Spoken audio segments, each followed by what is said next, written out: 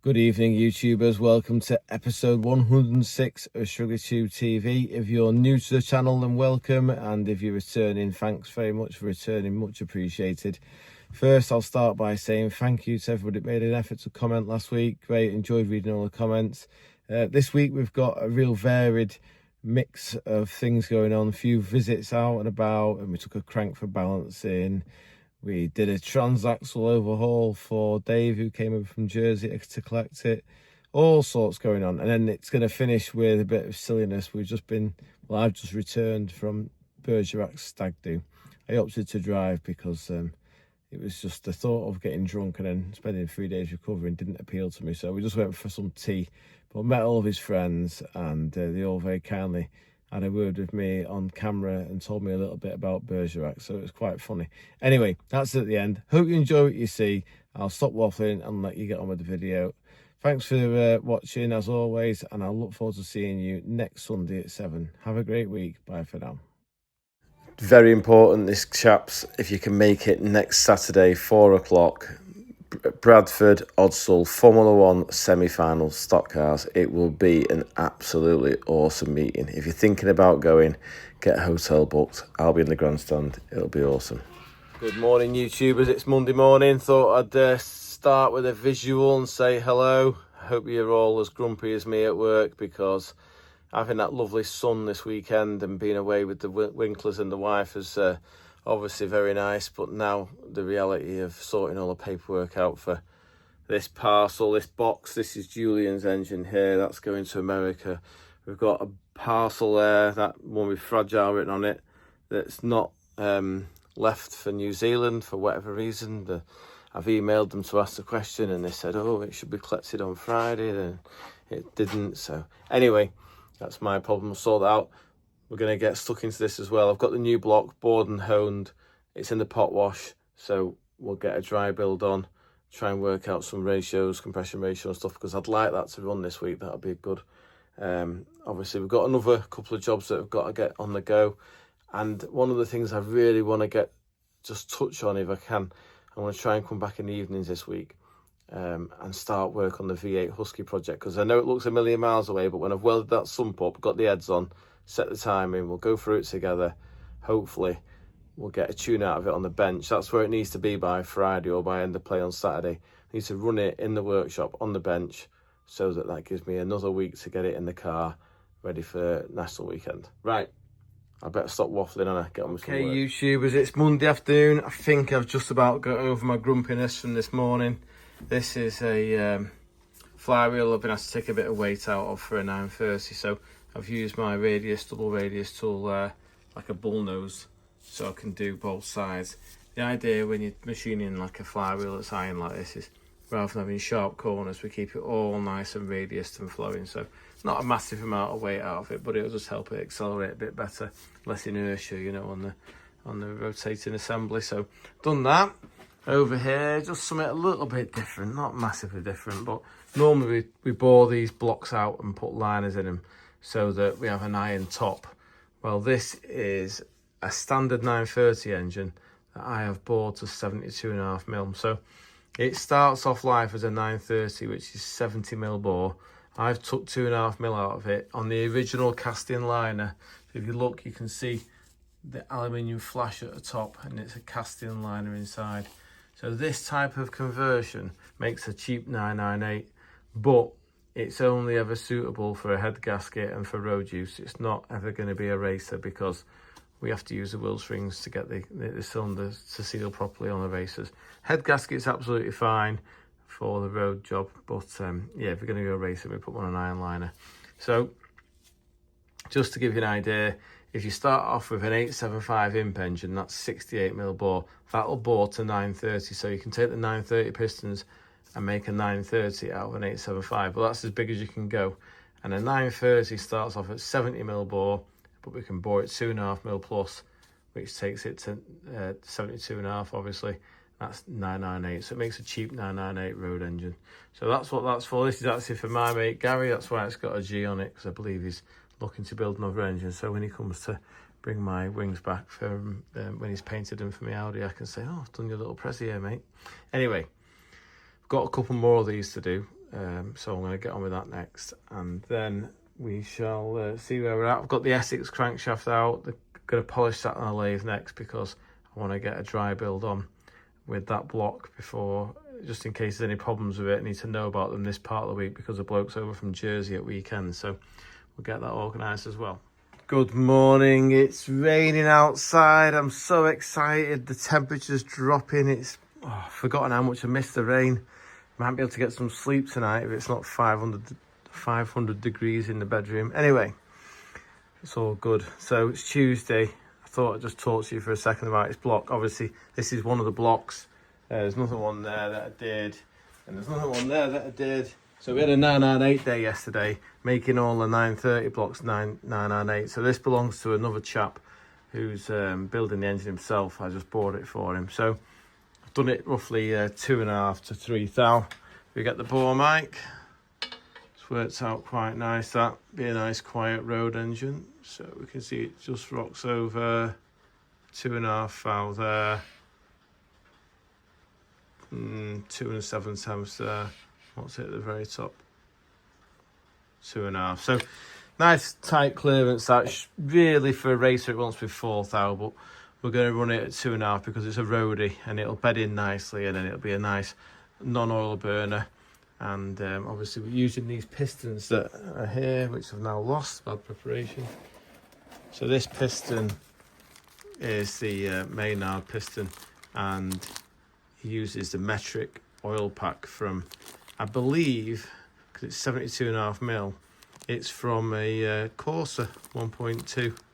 So that nice little metric ring pack there, nip-on denso, 3-piece oil control ring. It works really well, so you don't burn any oil at all.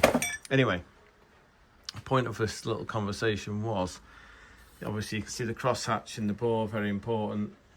Now, if you ever come to bore one of these at home, or get someone to do it, just a little tip, a little handy tip, we'll call it. The top edge here, when you finish boring it, put a little 45-degree chamfer on it. Because if you leave it parallel, when you hone it, sometimes it catches, you know, that thin flash of valley I keep talking about. I can try and zoom in on it there. Can you see it? It changes colour at the very, very top. Well, what happens is, it flicks it, and then it exposes the top of a liner, and of course the engine's no good for anything then because the head gasket won't seal. So if you put a 45-degree chamfer on it, when you're honing it, going backwards and forwards, it doesn't catch, and then you've got the best chance of getting a good block out of it. So done that. We're going to go and put the crank in the Essex engine next. I am absolutely, you can't see it, loving the rain. You can hear it on the roof. It's cooled right off. It's like 15 degrees now, so I feel like I've had a recharge and I can get on with some decent work now. Not too muggy. I'm not into that muggy weather. Anyway, I'm on the Essex job, just trying to get this little, I mean, I'm not supposed to get involved really. I'm supposed to just supply a kit of bits for the chap to build, but I thought I don't want to set him up for a fall, so I'll just go over a few things. It all wants stripping and cleaning. It's filthy, don't get me wrong, new core plugs, all that. But he's going to build it in Jersey himself. What I'm here to do is make sure the crank goes round okay. So I gave it a polish and I've mic'd it up. It's on 10 thou undersize. So I've got a nice set of original Van der Velde bearings I'm just doing a dry build with here. But what I wanted to do was I wanted to measure it all before. So I knew there was nothing funny going on with it because he'll just be able to buy bearings and fit them basically. Now, I've measured the big ends. My big ends were 2 inches, 367 thou. And this is the big end pin diameter as standard. So it's 2 inches, 376 and 1/10 to 2 inches, 376 and 9/10. So just under a thou tolerance from top to bottom. So 377. 377 is top limit, and we're 367, so that means we're on a 10 thou size grind, which is incidentally what the mains are. Now, the reason I'm going to all this palaver is when you're dealing with old Fords, they have something called an oversized tunnel, the mains tunnel housing. So This diameter here, this is a mains cap. The crankshaft runs in. Nothing goes round, it just goes round and round. Nothing goes up and down, it just goes round and round. And in the factory, if they got one that didn't clean up for any reason, or they machined it slightly big, because this diameter is critical, because that's what supports the bearings, they'd do something called a plus 15 thou oversized bearing for it. So say if it went a couple of thou oversized, they go, right, that's scrap, we'll make it oversized mains. They put it on plus 15s, but they never stamped it anywhere. So loads of engine builders get caught out when they come to build an engine, especially an old Ford. They put a standard set of mains in it, thinking everything's wonderful, but because obviously they spring into position because they're bigger than the housing, you know, so you can't really tell 15 thou that you've got the wrong bearing in. And then what happens is that growth in there transfers into the clearance on the main. You build the engine, they have no oil pressure, and everyone's scratching their head. I see it loads with the old 3-bearing Ford 997 engines when they're in the screamers, in the little MAE they were called, modified Anglia engines, because they put steel mains caps on them. They were quite often on oversized mains tunnel. So you build the engine with standard mains in it, and you wouldn't get the correct clearance between the main journal and the crankshaft, and it'd all go wrong very quickly. So I've measured the tunnel on this, and it is exactly as it says in the book. So it's the mains tunnel is 2 inches, 665 thou and 4/10, and the top limit is 2 inches, 666 thou and 2/10. So just over just under a thou of tolerance there between 4/10 and 2/10. Obviously the thou in between, or 8/10 in between. So yeah, we're actually bang on the bottom size, so that's great. I know that these bearings, it can just be used. I'm tempted to say to me, you'll probably want to put new bearings in it, but for me, I love these old Van der Vels. Has it got a stamp on it? They're just the proper lead copper, lead indium, sort of say. Look at that. Beautiful. Whereas, you know, the modern ACL Duroglide, or there's nothing wrong with an ACL bearing, it's not got the lead in it, because obviously the lead was banned years ago because of the, you know, if it ever got into the water system and all that sort of stuff. But yeah, these are proper old school bearings. So what I'll do next is I'll torque the mains caps down with the bearings. Now I know the mains tunnel's right, and we'll see if the crank turns round nicely. Well, that was quite pleasing as the mains caps torque down and it pushes the bearings hard against the tunnel size. The crank went really nice to turn, so that means that the block's good. It's not had any previous war, just feels lovely. That what we'll do is we'll make a point of telling the customer that it's all got to come apart. We've just literally assembled it for the sake of you know, making sure everything goes round nicely. It's all filthy inside here. It's playing havoc with me. But anyway, one thing I was going to say is this crankshaft is actually a cast crank. I hadn't looked at it in great detail, but yeah, there's no forging lines on it, so it's purely a casting. That, don't know quite what it's made out of, but it'll be fairly decent being Fords. Fords are always known for doing a good crankshaft from standard, you know, so I think that these have got quite a good reputation for being a strong engine as well. So interesting. It's only got 4 main bearings. Obviously you would have thought potentially it'd have one between each big end, but we've got 2 big ends and then the main, another 2 big ends, another main. So quite a low friction engine really, when you think about the amount of bearing contact area we've got for the size, you know, for a 3-litre engine. It's quite short, quite thin, very, very thin big ends. But it all seems to work quite well anyway, so we won't get too involved with it or try and fall in love with it. We'll just send it out and let him get on with building it. Right, I've just been machining this gear. This is an old second gear out of a jackknife gearbox. I'll insert a picture now. So you can see that was what it looked like before I started machining it. Basically, I've top turned it. We wanted to get under the skin because it's all very, very hard on the surface. What I want is I want to make a spacer for a jackknife gearbox for my mate James, who's building a gearbox and he needs like a little spacer to go at the end. So I said, what we'll do is we'll use a scrap gear, because it's got the internal spline on it. Can you see there? And then what I've done is I've slid the gear along a first gear shaft out of a jackknife box to support it, because I couldn't grip it internally, it was too small for the jaws. So done that, we'll part it off next, and then we'll get it on the grinder and we'll face it both sides to an overall length for James.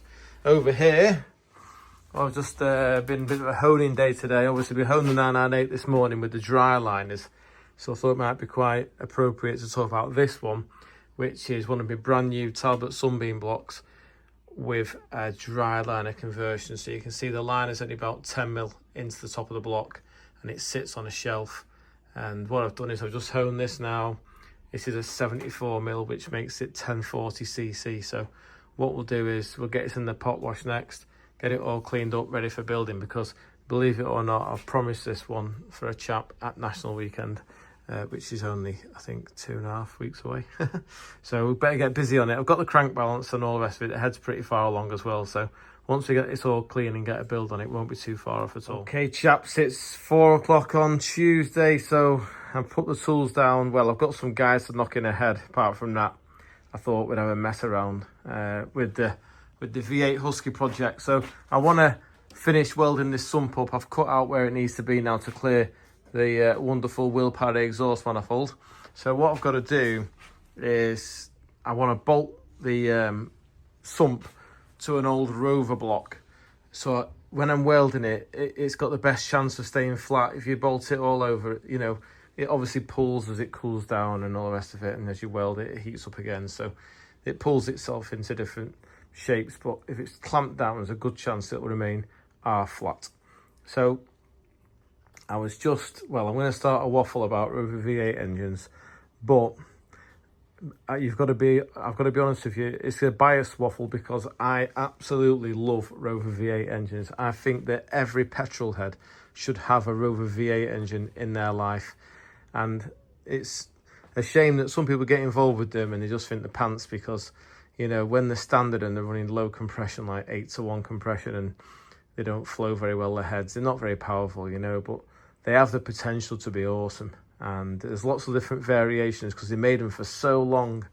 But, you know, as standard, this is a standard 3.9 piston and rod from the earlier generation of engines. When I say earlier generation, they did like a 3.5 and a 3.9, and they did like a 4.2 as well, all in the same family, sort of pre-2000, or maybe pre-97 or something, or no, even earlier. 95M, wouldn't it? But yeah, it'd be like pre-1994 or something. That was that family. Then after that, they went to a 4-litre and a 4.6, and they were noticeable because they had a cross-bolted block, and they were in the Range Rover P38. That's a great engine, but they have problems with liners moving and stuff.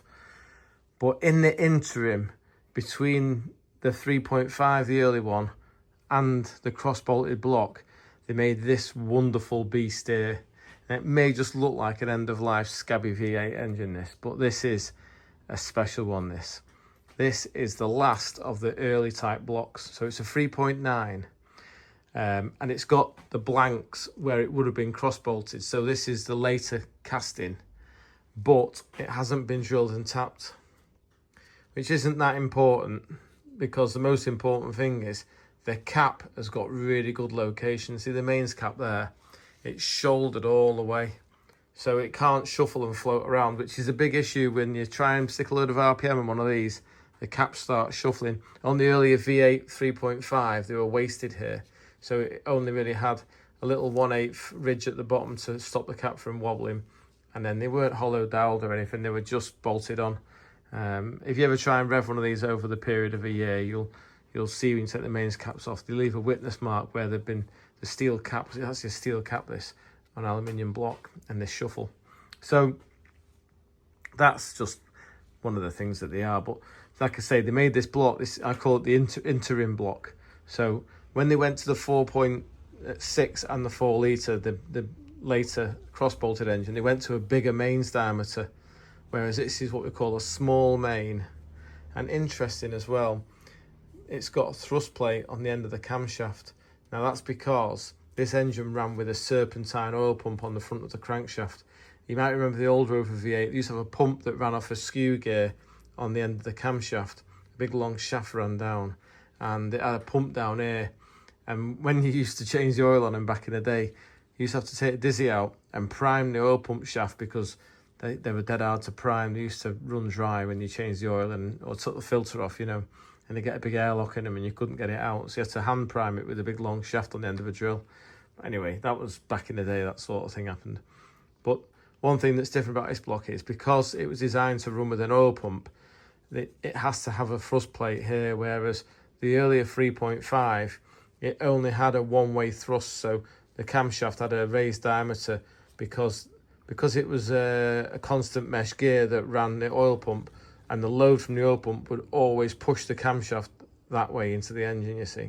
So obviously, because we're running the serpentine pump, we have a thrust plate now, so the cam can't come this way because it hasn't got the oil pump drive there. So that's just how it was. We used to have to make like a button to go on the end of the cam, so that in the stock cars, they used to put the John Eales made a front cover, brilliant. It's based on like the Rover SD1. They called it the low water pump housing front cover, but it had the serpentine oil pump with 2-10 fittings on it here.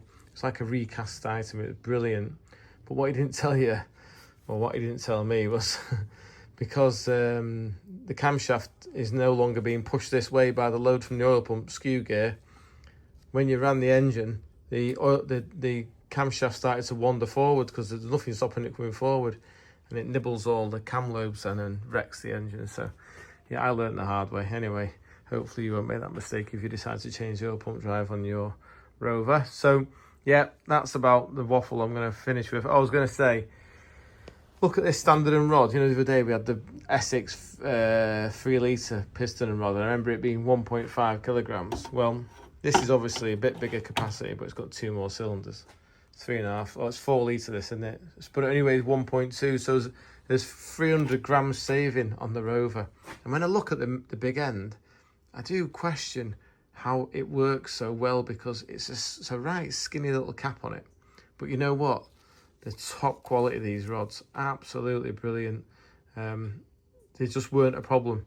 I used to build these engines in a previous life, and you might think it's crazy to say this, but this early generation of engines, the 3.5 and the 3.9, were both the same stroke. I think it was 71 mil of stroke, and the dynamics as standard are just awesome.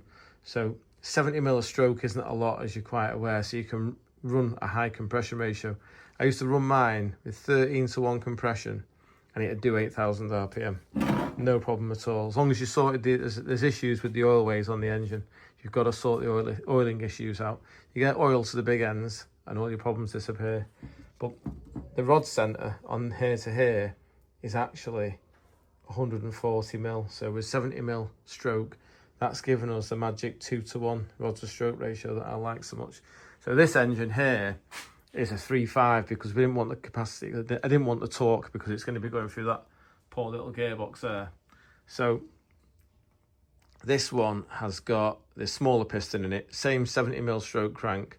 This is a 3.5 plus 20 thou with Omega pistons, flat top pistons in it. But this one runs the same rod as that one, so it'll have a 140 mil rod. So it's still got 2:1 rod to stroke. So we'll get on with that later. But the first thing to do for this is weld the sump up. So I've just wasted 20 minutes of me afternoon talking about it, but yeah, I thought it was worthwhile going into. Absolutely fantastic, these engines, brilliant. If you ever see one of these in a scrapyard, lugs on the side, not drilled and tapped, just buy it straight away. Good investment. Right, we had a bit of a brain lapse before, because all these little differences I was showing you with the mains cap that was shrouded both sides and the extra thrust plate on the front of the cam there, I should have come over here and showed you on this. This is an early 3.5 engine. So you can see the mains literally has a little locating shoulder at the bottom there, and the rest of it is all wasted, and that's what allows the caps to shuffle. Also, you'll notice it's not drilled and tapped here, so the cam had 1 diameter, and the load from the skew gear on the oil pump obviously in mesh all the time, pushed the camshaft this way because that was trying to stop as it turned, obviously, because of the oil pump load. So it was always pushing the camshaft that way. So there was never any problem with the camshaft coming forwards, unlike when you take the oil pump off and put it on the end of the crankshaft, of course. Anyway, there you go, that's that. So I just wanted to talk for a second. Now, I did sing its praises before and say what a wonderful design it was. But one thing I will never get my head around is the oil pump pickup pipe. It's like 3/8 bore. It's absolutely puny. You know, looking at the bearings it's got to supply oil to. I always just throw them in the bin and make my own oil pickup pipe. So this one will chop the flange off. I found an old jack handle, which is 9/16 bore. So we'll have that. That's equivalent to JIC-10. So I always use -10Os on anything oil feed minimum. So there you go. And then this is an old Sunbeam, Talbot Sunbeam pickup gauze. What we'll do is we'll put this on an angle so it doesn't run flat to the sump, obviously, because that would be disastrous. Or actually what we could do is we could weld 4 M6 nuts to it. And that would always ensure that no matter what happens to the sump, it wouldn't ever get starved of oil. But what we'll do is we'll weld the blank on there, probably a Hillman Imp valve shim, know me. And then we'll re-drill it and put that on the end of there. But I thought, well, we've got this wonderful window of access here. There's no point placing normal steel over this to find later. We've got to then find a way of getting in here. So we'll do the pickup pipe first, and then we'll get on with fixing the sump. Interesting, it was bent like a banana. I tightened it down just in the middle where it was bowed, and I had to cut, oh, it's jammed up now, but I had to cut the sump because I could see it didn't want to go. And now, can you see the overlap? So the sump's flat now. Anyway, we'll get on with welding. Fortunately, I've run out of time to play. By the time I'd cleaned up the original plate to take the bigger pipe and found some cap heads, because it's real close now, there's no space. We couldn't get a hex bolt in there, that's for sure. I don't like welding too close to home time, if that makes sense. Just the sparks go everywhere, don't they? And you never know. So instead of using this, I decided to open out the original, because it's got more of a surface area on the gauze side. So that'll go in there like that, that'll go like that, and the whole thing will go like that. But obviously we'll straighten it up a little bit so it's nice and flat to the pan. And then what I might do is I might drill holes around the outside of here so it can sit flat to the pan, if that makes sense. Anyway, that's going to be tomorrow's fun job after we've done our day's work, and we'll get the sump made. And then after that, believe it or not, the rest of it will fly together, because the heads are already skimmed. I just need to build valves into them. Oil pump's already done, just needs bolting on. Camshaft I've got a full race cam with mechanical followers for it over there. So yeah, we just need to give it all a good clean and we get a dry build on. Good morning, chaps. It's Wednesday morning. I'm just facing this spacer off to its overall length for James, so he can get his jackknife gearbox built. So I'm going to leave a little bit of extra material on him so that James can finish him off. He's asked for 11 mil. Going to make it about 11.6, and then he's got the option then to remove any extra material to get the correct preload on all the gears once he's got it on assembly. So that's all good. One little job out of the way. Over here I've got moved my V8 to the pillar drill, so later on when we've achieved something, I'll start tacking the pickup pipe in there, and then we'll transfer it over to the container and we'll braze it together properly. Okay, yesterday I mentioned that I'd got to skim the heads for that Essex engine, so the chap can just clean them all. I'll leave the valves in, he can do all the lapping and the cleaning and put new seals on, etc. But I thought we'd use Big Bertha, so I've had to clear a bit of this. There was just a wreckage in here of mess everywhere. You couldn't get to the machine. So I've not even cleaned it off from the last machine. That's bad, isn't it? Kit will be unhappy with me. I have cleaned the beds and I will oil them before we run it. But if you remember, last time I was near this, I drained the oil out of it. It was all emulsified. So I've just put 20 litres of new oil in it, and thought we'd start the pump up together and see what happens, see if it makes the right noises. Ooh.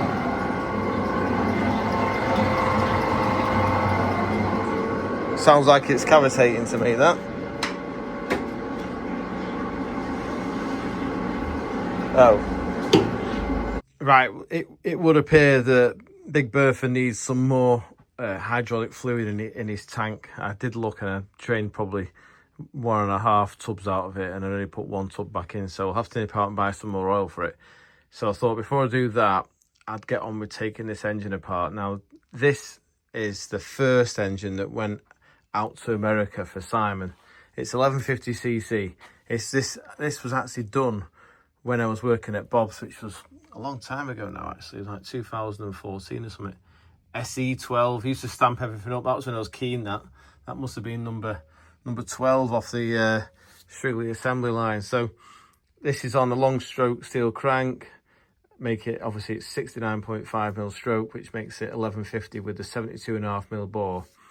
And it's got, obviously it's got the spacer again, so it's got the longer valve with the bigger bucket and the steel carrier, steel camshaft in the billet carrier. Pair of 45s. Sorry, William, it's before William Parry came along, so this was a manifold I had made up at the time, which was to the lengths that we wanted them, but it's not as good as a Will Parry one. It's just a manifold made to suit twin 45 the autos. I don't know who's put these on here, and it's just things that happen when you lose control of stuff. It's got some heat wrap on the exhaust, which I do not put on imps because it makes them, they glow inside and then it crystallizes and the exhaust falls apart. Anyway, I'm going to pull this apart. Now, I wasn't planning to pull it apart, but I've got a problem. And this is the Simon's 1150 that he sent back that we stripped last week, and I'm making it a bigger engine. So I looked at what I'd got with the new block, and the new block is on a forged piston, which is 74.5. So it's bigger than 1040 basically. It's going to make about 1220cc, the new engine.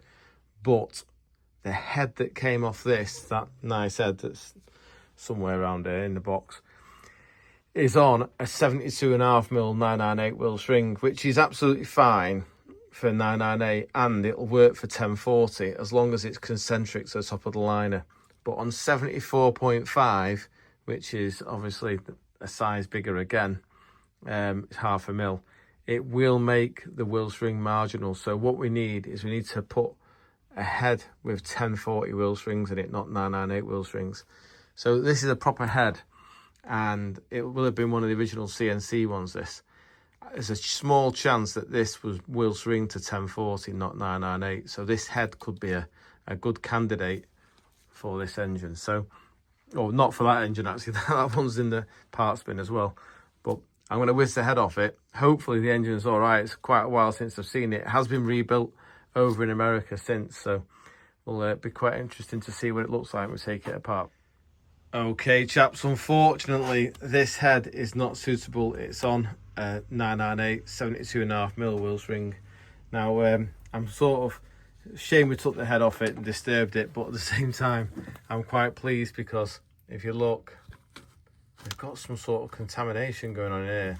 There should be a series of holes there. Don't know quite what's got in it, whether it's an antifreeze or they've had some sort of water wetter in it or something, but yeah, it's not the best. So we'll get this block stripped completely and clean it all out, and it's going to want a rebuild anyway, so we'll give it an end. But for now, we'll just put it in a box so we can find some more time, because we've got other things that are more pressing. It was just a small chance that was going to be a good head to use, but unfortunately not. Someone's just rocked up outside on his moped. You fixed it? Listen to that, we used it. Give us a blip.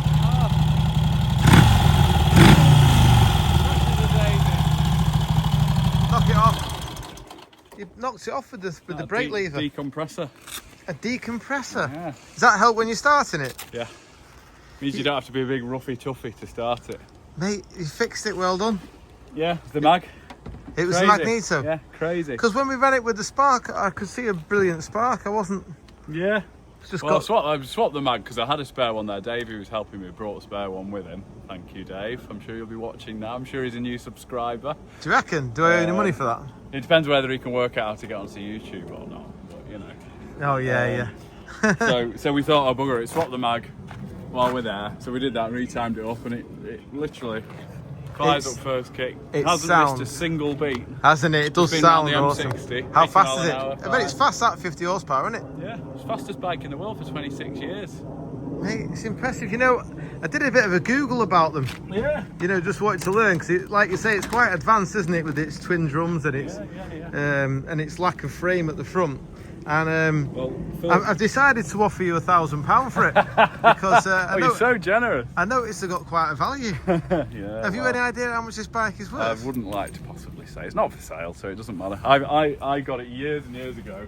I know you told us about the story about the old man that you had off, yeah. Oh, but yeah, just such clever design. It was Philip Vincent and Phil Irving who then went on to do lots of Formula 1 engineering and all that sort of stuff. Really? I don't know. One of my subscribers commented saying they were made in Stevenage. Yeah, they were. Yeah. Yeah, that's where Ben. The factory's still there. I think it's a school now. Is it really? But the owners club are really helpful as well. You can buy literally everything new for them. You buy a set of crankcases. New. It is a lovely bit of kit, mate. They're just beautiful. You love that, don't you? You're in love with that, aren't you? Do you think what else was around in the 40s? Compare it to this. That's you know, imagine in your A35 trundling down the road and one of these comes past you at 100 mile an hour. Yeah. Out of this world. Yeah, yeah. No, it did sound a lot better, Bergerac. Yeah, it's doesn't miss a beat now. It's pulling nice and strong. Right, now I just wanted to say we've got a stag do coming up on Saturday. Oh yeah, I don't know anything about it other than that we're going go-karting. Your best man Fraser. Have you had a chat with him? Yeah, well, why is he the best man? Who is he? It's not a competition, Andy. No, I'm only joking. I've only known you 5 minutes. I'm only joking. No, he's invited me to go go-karting. If I trusted you to do my stag do? Oh, mate, can you imagine? You'd be in a right mess. It'd just be at the Hillman National, wouldn't it? We're going go-karting on Saturday. We are going go-karting, yeah. I'm excited. I just need someone qualified there to show me up. Yeah, I remember you last time. I need a bit of a challenge. You were fast last time, mate. No one could catch you. It was only because the marshal mistook you and gave you the black flag, if you remember right, and it was me that was being naughty. Absolutely gutted. That was fantastic. That was. It's foul play. That. It's because I was pointing at you. I was saying it's him. He's the bad man, not me. Right. You'll be nicer to me this time. Mate, it's got an oil leak. What's going on? It's 75-year-old, Andy. It doesn't matter. It should be right, shouldn't it? Is it on I think it's just coming from that timing case. So I've had the timing case. Oh, is it rope seal or something? Yeah. So I've got to send my mag off to be done. You're gonna get it repaired, are you? Mate, I'm just about to use Big Bertha to skim some Essex heads, so I'm very excited. Yeah. That must be the second time you've ever used it. Yeah, it's really been a good value for money machine. That. It's not the using it; it's the ownership. Yeah, there you go. Well, yeah. That machine there that would sit happily in my living room and look beautiful. I would have Big Bertha in my living room. There you go. I'd clean it first, I just had to go and invest more money in more hydraulic oil for it. 40 litres wasn't enough. It had to have 80 litres in it. That's quite a bit. Yeah, but I mean, it's working now. So yeah. What's this bit of wire? Well, that's just where I've been timing it up. But you've left it on? Left it on because I'm going to have to do it again, aren't I, when I take the mag off. Oh my God. That's hazardous, that. Right, thanks, Bergerac. Glad you fixed it. It's great news. I'm sorry I couldn't help. Well, no, you came down off with words of advice. Yeah, didn't get us anywhere, but you know. I was on the wrong track. I thought it was lean. Yeah. But there you go. Well, so did I, but I'd already been down that track, so. You know what you're doing, don't you? For an amateur, you're pretty good at this sort of stuff. That's pretty, that. I honestly... I can't believe you've never even heard of one. It's not that. It's like not knowing what a Jag XK 120 is. You do know that's like £50,000 per bike, don't you? Yeah, doesn't matter though, does it?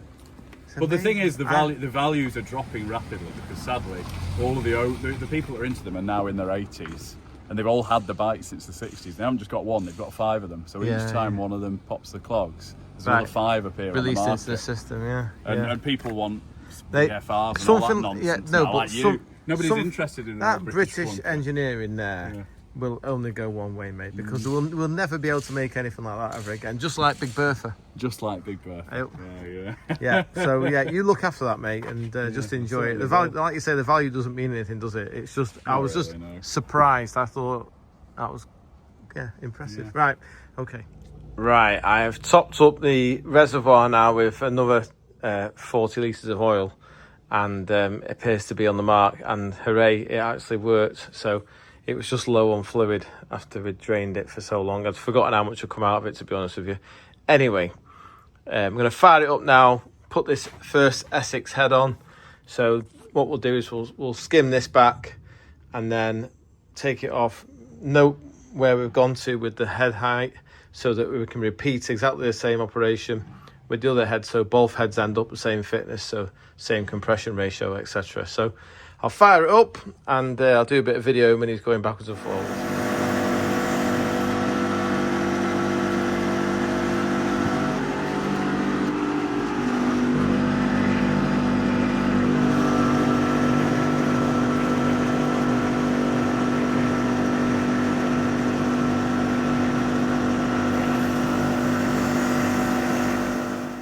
Right, just done the first head.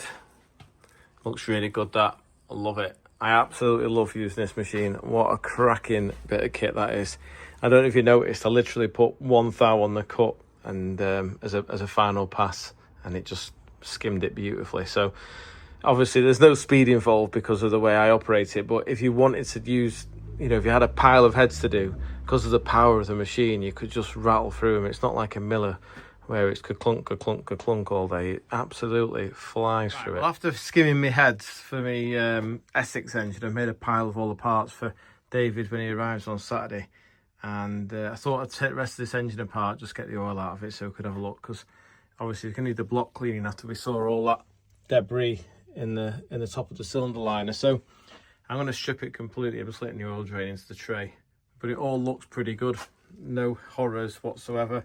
Backs of the pistons all look quite nice and clean, and everything looks good, to be fair. So that's all good news. Now it's time to go home, but it's not, because it's Wednesday and I work late on a Wednesday.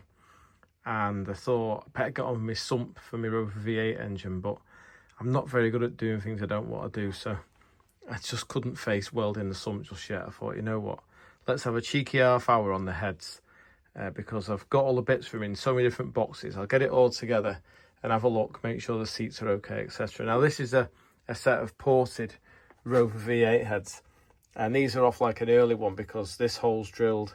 On the later one, it just uses these holes here that go around. This extra set don't do anything, so we won't be using these. We'll just put a block of silicone in the top of them, and we'll just use these head bolts here.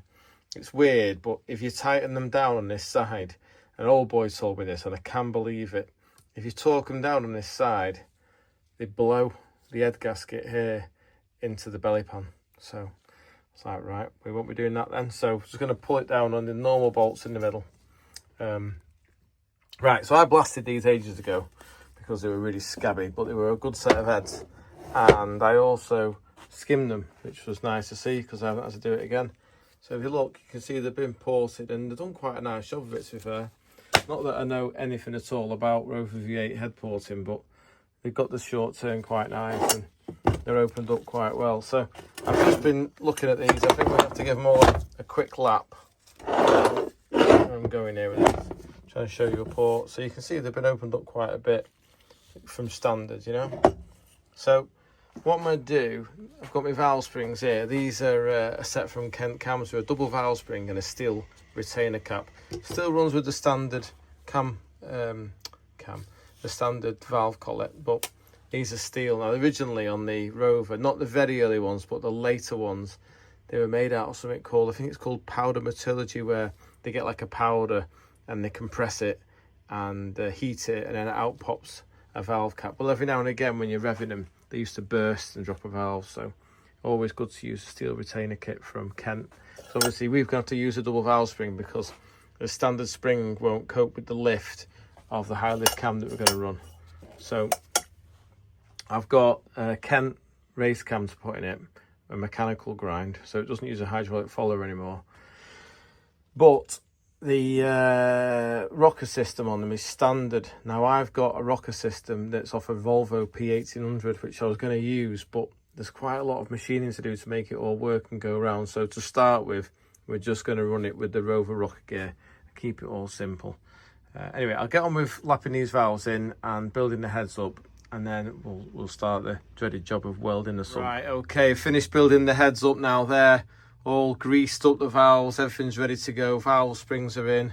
I've not done fitted length, etc., because, to be fair, I have run these heads, this spring, this cap with that cam. So it has all been worked out in the past. It's just been took apart into a box for 10 years and left to one side, whereas it's come back together again now, but nothing should have changed there. So I should be in the other room now making bits of tin for my sump, but I just couldn't face it, so I thought I can see myself wilting. It's not even late, it's like 8 o'clock on Wednesday night and I'm just knackered, to be honest. But I thought I'll do an easy job, I'll put the oil pump back together. So yesterday we talked about the oil pump drive. The dizzy goes in here, and on the old school front covers the pump was down here and it ran off a drive there. Now this is a later front end of what they call a serpentine engine, so it was like the crossover between them going to the P38. This is before the P38, like a Discovery engine, like a 1990s Discovery engine. So it has the normal water pump on the front, although this one hasn't, but I'll explain that later. And it has the oil pump on the end of the crankshaft. And this is actually been run before, because remember I was telling you about the camshaft. If it doesn't have the oil pump creating load, pushing it this way, it can wander forward. So you've got to put a button inside the front of the front cover. So I put this in years and years ago, and you can just see that little circle mark there. That's a witness mark. I put like a nylon button in the end of the camshaft bolt, and then in the event of a frontal impact, the camshaft comes forward and hits that, rather than sliding right far forwards and all the cam lobes get munched by the edge of the cam. So cam followers get munched, sorry. So that's what that's all about. This is the later type oil pump. Dead simple this. Always put them big chamfer facing down. It's had a bit of war, this in the past. It's had a bit of shale go through it, so it's quite worn, but I know it works because I used to run it. So I'm just going to literally put it back together again. It's not being sold to a customer or anything. It's just a bit of handy fun, this. That's what we'll call it. So I'll bolt this up now, and then we'll probably knock it on the head for tonight and come back tomorrow freshened up. Good morning. It's Thursday morning. I've been on charge all night since obviously Wednesday night. Tried to stay late last night, but I just ran out of puff. I just had nothing left. I was like whacked. So I thought, you know what? We'll go home, get on charge, and come back today and try and have another go at the job. So I haven't talked about this job much. This belongs to a 1040 that I'm doing. Brand new engine. And done the block. I've had the crank balanced. I had the head. It's already been ported, big valves in it, etc. But it hadn't been skimmed or wheel string. So I thought, you know what? Let's come in this morning, get stuck into the head, get the head done, and then at least what happens in the rest of the day, at least we've achieved something in the morning. So I've just done that for 1040 wheel strings. That's all good. Over here, there's been some skiving going on. I've just been doing some blasting in the cabinet, some other heads and blocks and timing covers, and an inlet manifold for the Essex engine. This is the pickup pipe. I've just welded that up, and I welded it there and there just in position to get a height, etc. But then I couldn't weld the corners because it's so close to the bolt, so I had to braze it basically, so it ran round, because it's important we don't have any air leaks at this height, because if we do, it won't draw the oil up the pipe properly for the oil pump. Quite interesting the way it works. The block has got like a drilling in it. It comes on the front here. You see that hole there? That hole feeds the oil pump. So, yeah, that's all good. A little bit closer. We'll get the sump on next and start patching that up. As you saw last night, we've got the heads ready to go on and the oil pump for the front of it. So we are getting closer. I'm just not 100% sure yet. We're going to make the deadline for the national weekend. Right, this is a totally standard, unmessed with, brand new 930 crank with the end machine to take the 4 studs. So I suppose it is a bit messed with, but not massively. The depth of the hole for the dowel is the same length as the dowel, so I'm hoping that even though it protrudes out, when we look at this now, it won't be a million miles. How close is it, Bob? What's that? 422 milligrams? No, grams, millimetre. grams millimetre. What does that mean? Is it bad or good? Not good, no. Not good? Oh, God. Right.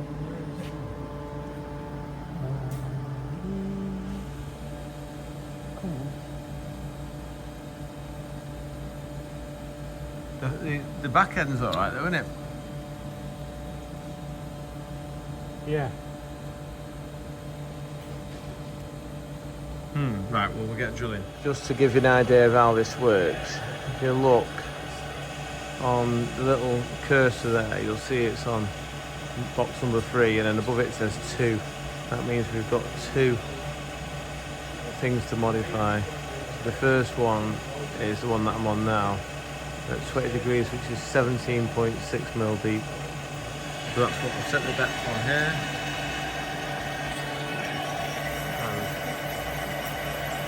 Gently drill away, quite tough this steel crank. Trying to catch the slaw from getting in the belt with the rag. And we've got one more to do on this number 3 web, and then we can test it again. Oh, there you go. Still out in the front. Oh, for God's sake.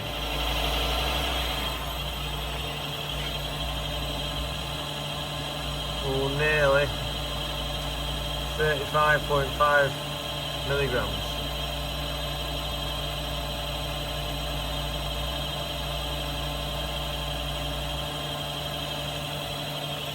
Don't think it's sure, Bob. No, very funny. Oh, it's in. Wonderful.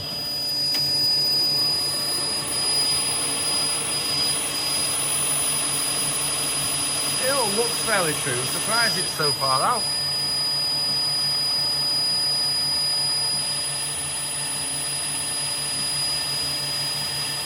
Oh, changed its mind. Is that 255 milligrams? Right.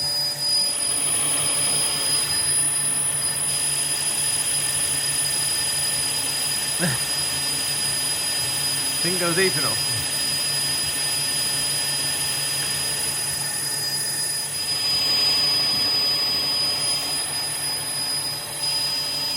Look at that. Perfect. Good Friday morning.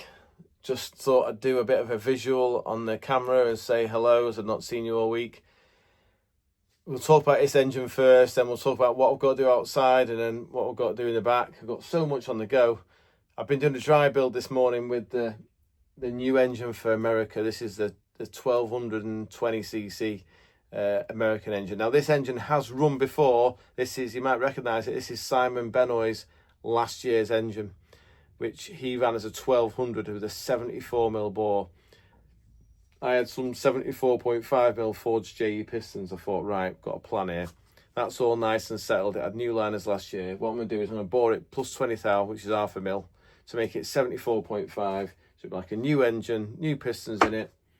We'll get it all together, back on its way to Lime Rock. But unfortunately, the rods had the wrong size little end bush in them. So this is an 18mm pin in here, and the rods had 5/8 bushes in them.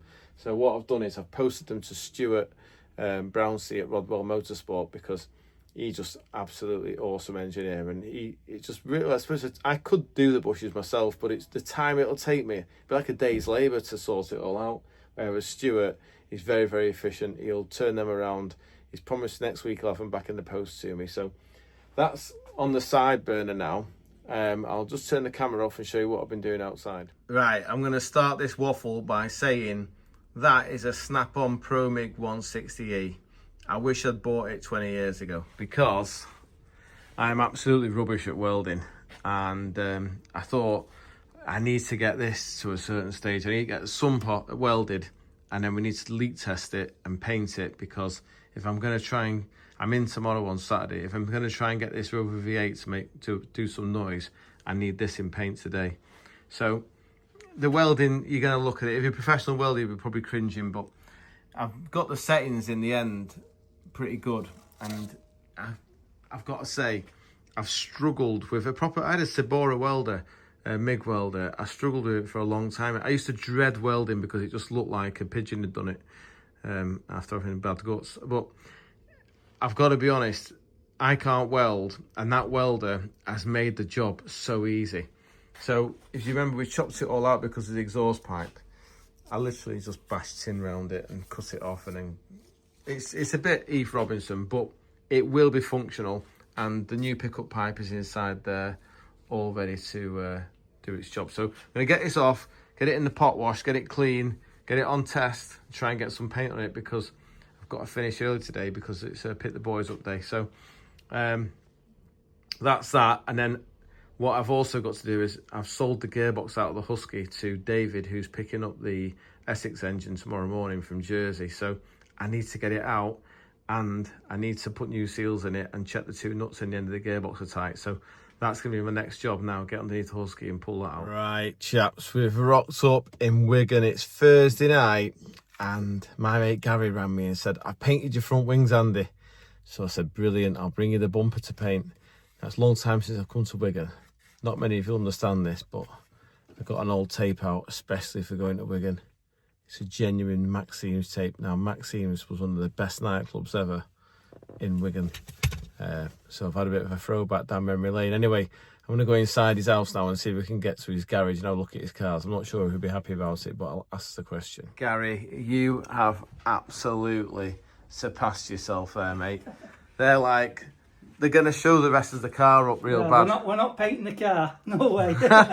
Mate, thanks for letting me do a little video on your... This is the little garage that Gary just works all the magic in. Yeah. I can't... Is this where you hoover inside the... It is, yeah, here on the floor. He hoovers inside the axle stand. When he puts progress of his cars on YouTube or whatever, he hoovers up after every clean up. And there's the... Oh, it's my favourite one. Well, I'll say it's a favourite. I love the Imp, but I do love your XR2, mate. It is... Let's have a sniff. Oh, mate, it smells beautiful. Yeah. Look at that. New door rubbers. It's the original ones, believe it or not. So, mate, which car do you love the most? The XR2 or the Red Imp? I can't decide. They're both... The Red Imp's a keeper forever. Is it? Yeah, I've had that since Amy was born, and she's 21, so I can't get rid of that. But I love that. I bet you do. Just so nice. 5-speed gearbox, Yeah, long distance and all quiet. that. You can drive with the heater off. You can cane it, and it's just brilliant. Yeah, no, it's felt in that. If you had to sell one, that'd have to go. Would you really? Go, yeah. I don't sell cars, mate. Well, I don't. I never buy them. I love old German stuff, don't I? Yeah, I but don't tend to sell them. I do like how you keep the cars. You must put a lot of time, effort into keeping on top of them. Well, yeah. Once they're clean, though, it's easy to keep on top of, isn't it? You know.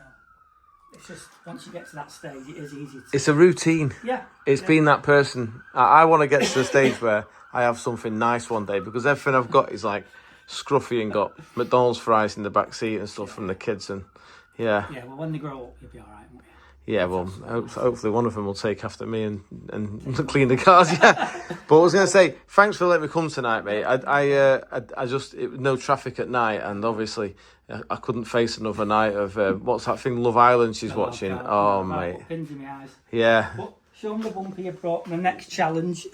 Yeah, you can probably get an update on how it goes on Gary's Classic Car channel.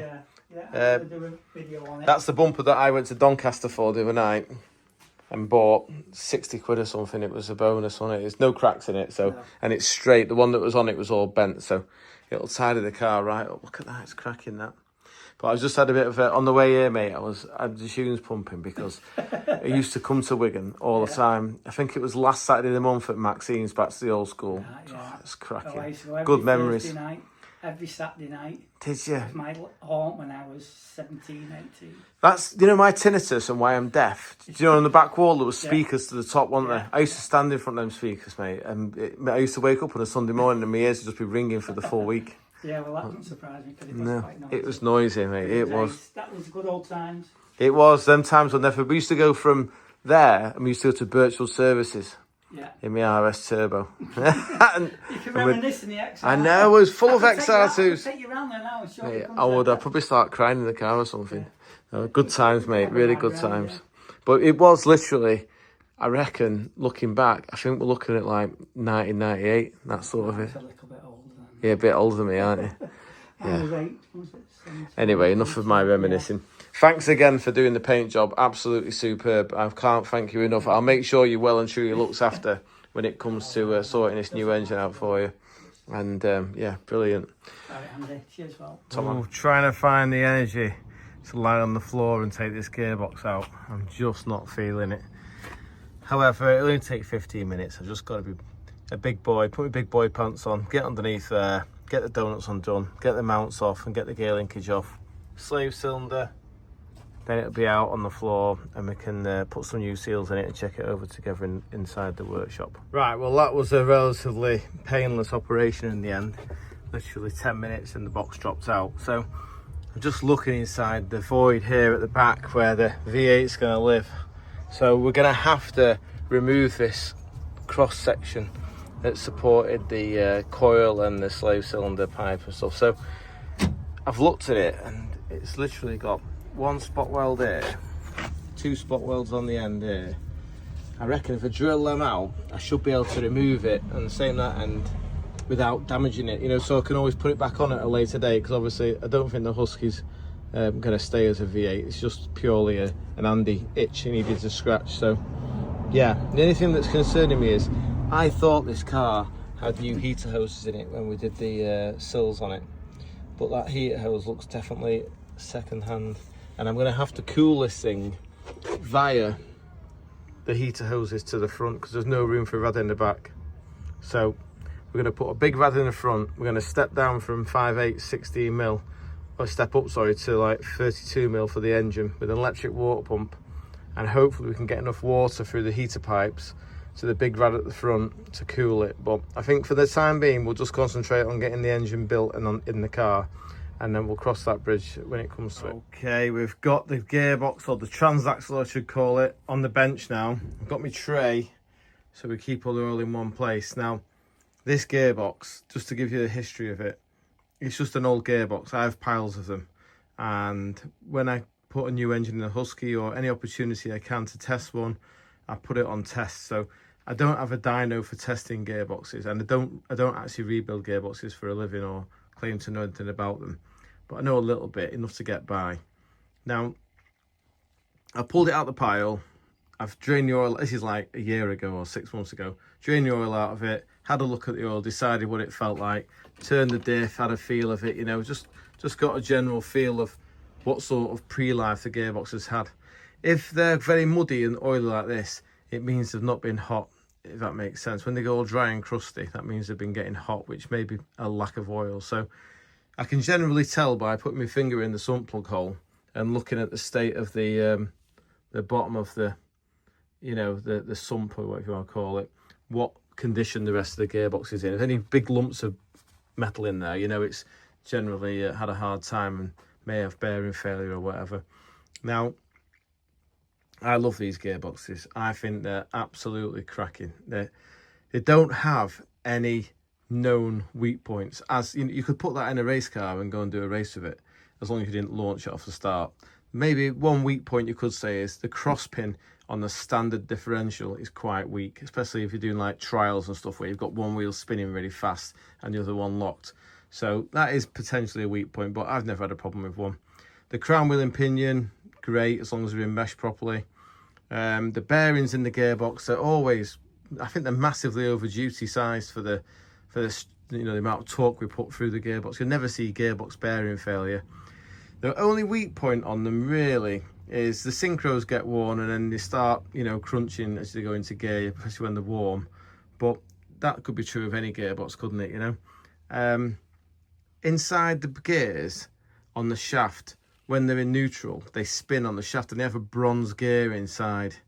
And that bronze gear doesn't tend to wear, but if the oil level drops, then the bronze gear wears and it also overheats and crumbles basically.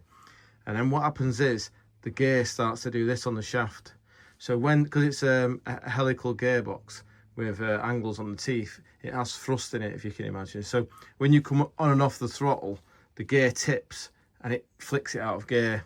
So if you've ever took one apart and the bronze bushes are all knackered, you know, that's why it popped out of gear. Now, this, I pulled it out the scrap pile. I put fresh oil in it. I didn't even put gearbox seals in it. I did nothing to it, just fresh oil, because there was no point investing any time or money into it until I knew it worked. Because like for every 5 I put in the husky, most of them have got an issue and just get stripped. You know, either they jump out of gear or they crunch like mad, or the crown wheel and pinions howling. So what I do is I don't do any effort on them until I've run them. So fresh oil in the car. This one was lovely. Couldn't beat the Synchro going up and down the box. It was quiet, did everything it said on the tin. So, and it was a late Mark 5 casing. So I tend to ask 350 quid for these plus VAT for a tested gearbox. But I do go over them a little bit. Now, I said there was no faults with them, known faults. If you ever have one fail on you and it's had oil in it, and it just suddenly goes wrong, normally what happens is they lock in a gear.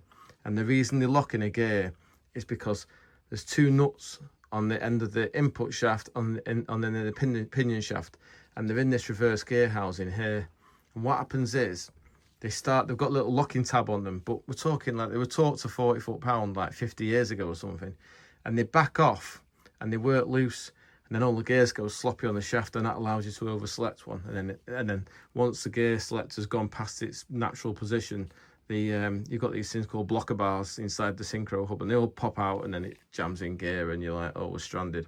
So as long as these 2 nuts are Loctited and torqued to 40 foot-pound, there'll be no problem if the gearbox is in good condition and you keep the oil level topped up. They just do not have like a major failure point. I mean, obviously in racing it's different because they're getting like 2.5 times the torque put through them, but for a road car they're great. So I'm waffling on a bit here. My oil's nearly drained, which is good. What I'm going to do to this box, these are the output shaft seals, so these go inside here. We're going to go through that, putting 2 output shaft seals on it. The one that has been leaking on this one is the input shaft seal. Now, really important, this, chaps. I got caught out here, and it's not often, well, I do get caught out. We all get caught out. That's how you learn. But I've been fitting these seals, which have been, I don't know where I got them from even, but I bought them off someone and thought, great, put them in.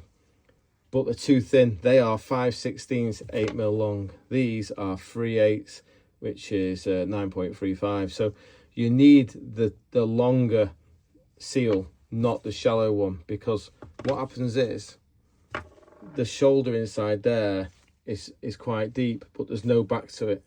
So the seal doesn't sit straight. I don't know what happens exactly, but I put one of these in Vince Frost's gearbox when we went to put my 1200 in. It was before Shrigleytube, I think, or right at the very beginning. And we went and did Gold Cup race meeting, and we went for the test on the Saturday morning, and the seal we'd put in on the Friday, it popped out and it was just dangling. So all the oil went in the clutch and it all had to come apart again. It was an absolute faff. So yeah, just make sure you've got the right seal, the same as the one that came out 3/8 deep, and it won't tip and it won't fall out. Now I will go through getting it out because it's quite tricky. What I tend to do is drill a hole in it and then put a self-tapping screw in it, because if you try and push it into the box and then get a hook behind it, you can lose it in the box, because like I say, there's no shoulder behind here. So yeah, we drill a little hole, put a little self-tapping screw in it, and then just pull it with a pair of more grips and it comes straight out. These are dead simple, because now that I've drained the oil I can remove them. And it's absolutely filthy, this gearbox, but we'll give it a clean before David arrives in the morning. So yeah, I'm just going to pop the seal out of there, which you can't even see because it's that filthy. And then in fact we might give it a bit of a clean first, a quick steam clean, because it's really grubby, this box. And then the third seal we're going to change is the one on the input shaft selection, the gear selector, and that's an internal O-ring, so that sits inside the housing. But as we're taking this part of the gearbox off anyway to get access to these 2 nuts, it won't be an issue. So I'm going to give it a quick steam clean, I think, first, because it's just absolutely horrifically filthy. Okay, after some screwdriver in and wire wheeling, I've got the gearbox. I wouldn't say it's clean by any stretch, but it's a bit better to work on now. There'll be less falling off it. It's very important when you steam clean these gearboxes, you leave the output shafts in, because any muck that gets in there past the seal goes straight into the taper bearing, and then it won't go around nicely. So yeah, always leave the output shafts, or if you're really clever, make a bung of that diameter, which is what I should do really, and then just place it inside the old seal so that you can get access to it or to clean it. So what I'm going to do next is I'm going to put the camera on a stand and we can go through a few basic operations. So should you choose to do this yourself, you have a full you know, way of watching the video and going through it step by step. In my excitement, I forgot to show you the new Laminova has arrived for Simon's engine. I did it on a smaller one, but because you can't reach the ambient of, you know, you can't reach the water temperature of 65 degrees with his ambient being so high, I've decided to put him on a bigger cooler. So even if he runs at 70, 75, we should still have enough cooling capacity. Incidentally, we run the water cold from the radiator through the Laminova and then into the engine. It doesn't run on the hot side, it runs on the cold side because we're desperately trying to control that oil temperature and that block growth. Anyway, I'll get on with this now. Right, okay, the first thing we're going to do, chaps, is we're going to check the crown wheel and pinion clearance. So we've got a crown wheel in here and a pinion here, and over the years the clearance settles.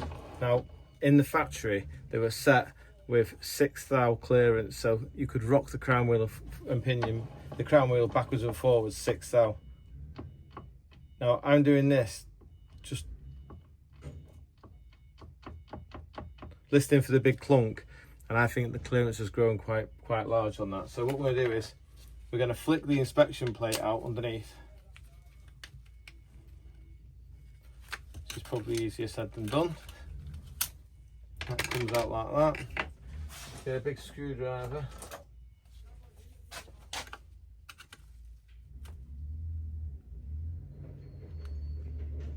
Gently apply pressure, and it should, he says. Ah! Ah!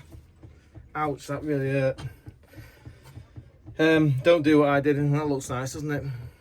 So, oh god, that hurts. Jesus. Right. Let's have a look at the clearance. Yep, you can see it there. Now I'll try and zoom in with the camera. Oh, my finger. Ow, ow, ow. Is that going to actually work? Can we actually see the crown wheel? So that bit of clearance there is about 20 thou, so that's well up on what it should be. See it there, can't you? Hopefully you'll see that in the camera. Right, so what I'm going to do now is take these back out again, flick the these rings, sorry, these stop the inner part of this hub from spinning. That inner part there with the 4 segregations in it, that is on a fine thread. So as we undo this side and chase this side over, it brings the diff this way, and it has quite a strong preload because the diff is held between 2 big taper bearings.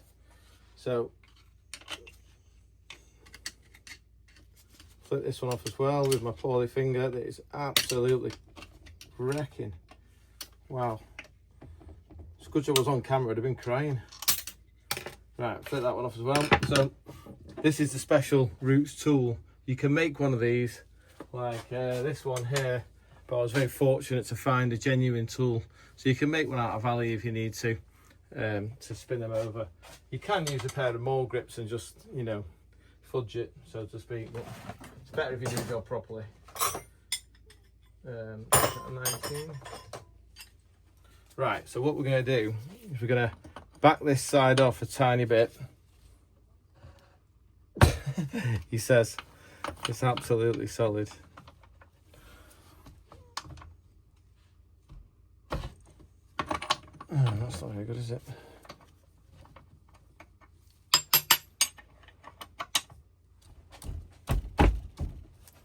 Just get something to knock it with. Oh. Right, I'll have to pause this while I work out how to undo it. Right, I've had a little cry to myself now. Wipe my tears. I'm all right now.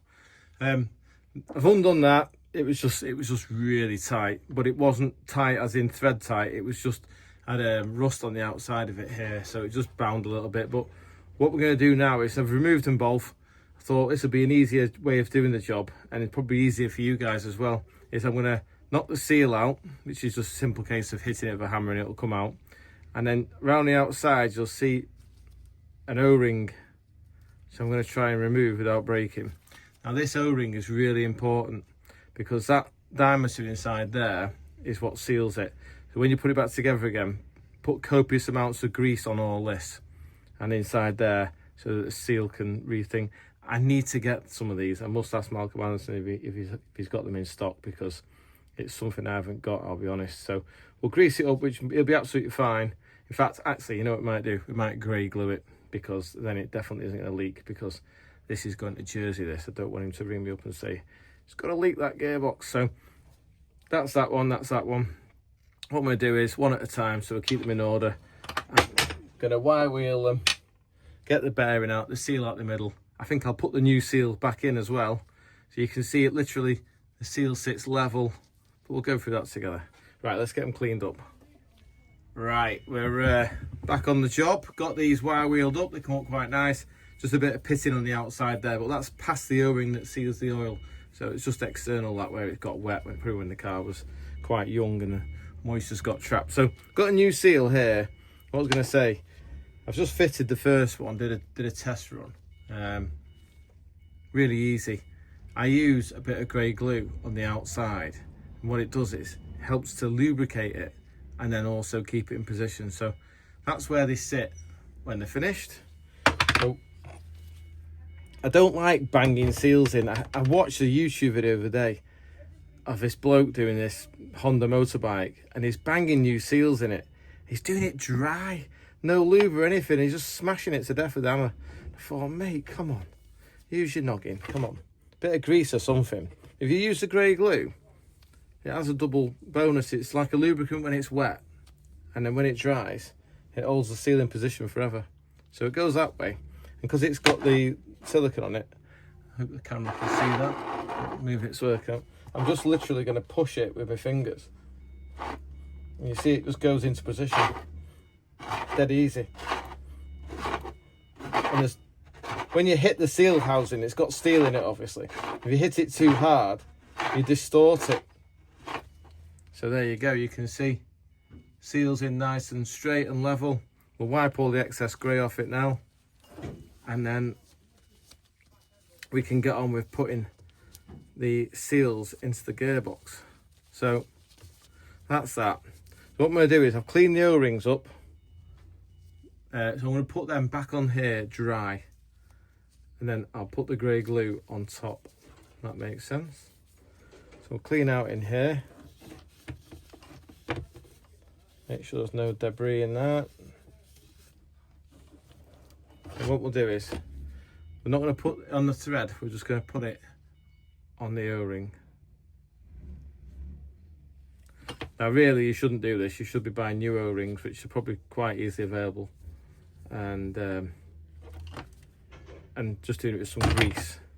But as I'm going to set the diff up in the next 5 minutes, the grey glue will then set, and it's not likely to get messed about with for the next 30 years.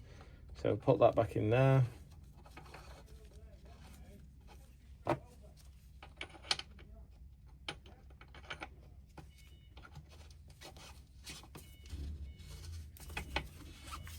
That's just screwing by hand now, it says. It doesn't want to. Why is that?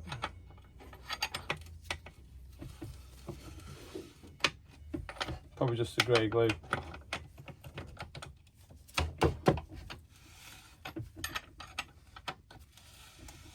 That's better. So we'll stop there because we've got to put the other side in yet. So we need an O-ring, which I've previously cleaned. Get the O-ring on here.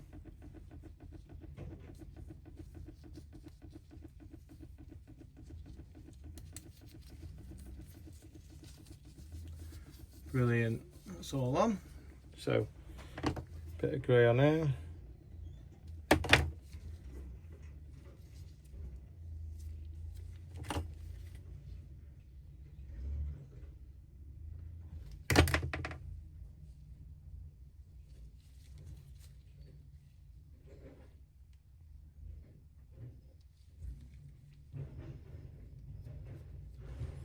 Right, just clean this one out, make sure there's no bits of muck in there.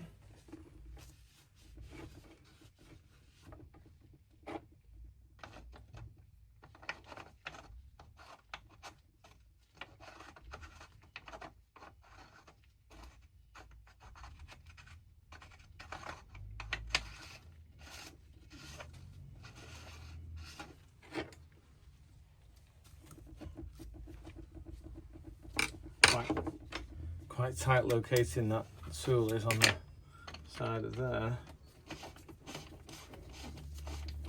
Line that in.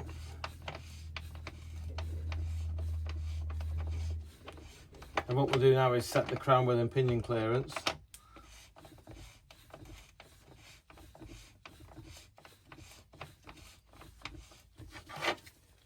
Just keep going over with this till it locks up.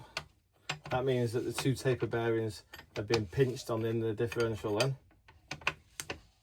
So that's starts to go tight now. So put these back in.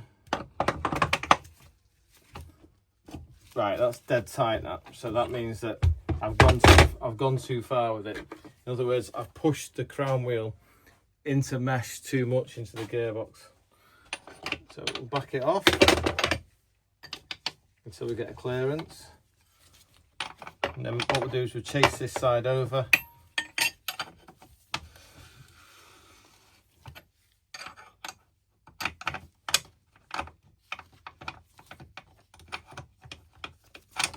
Oh, come on, shape. These need grinding off, they're too tight then.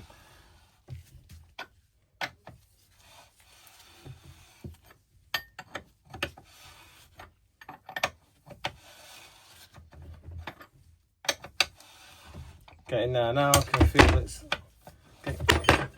Oh, don't bend it. Should get an office job, shouldn't I? Can't even hold the spanner straight. Right, let's see what that's like.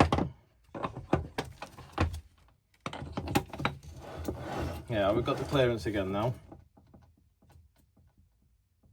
Quite a big one.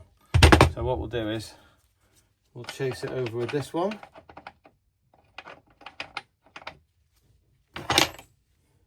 So pushing the diff into mesh now. There's a chance that might have locked it up. Yeah, it's far too tight that. So we'll push back with this side.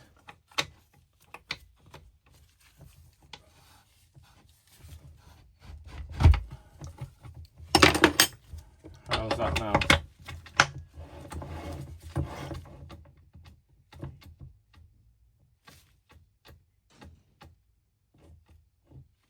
I'd say no clearance there still, but it moves nicely. So back this off just an eighth and chase it over with this one.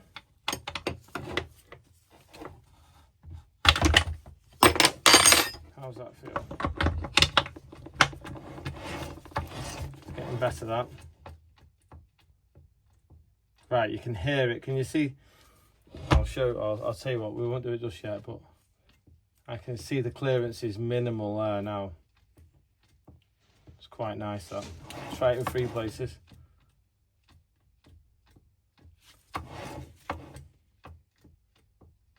Yeah, that's good. That's nice and even.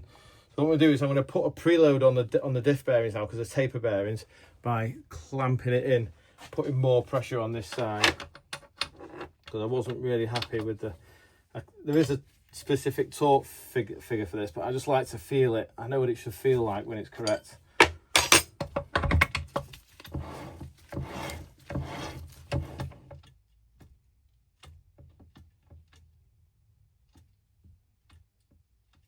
Oh, that's just nice, that. I can just feel it. Tiniest bit, like 5 thou.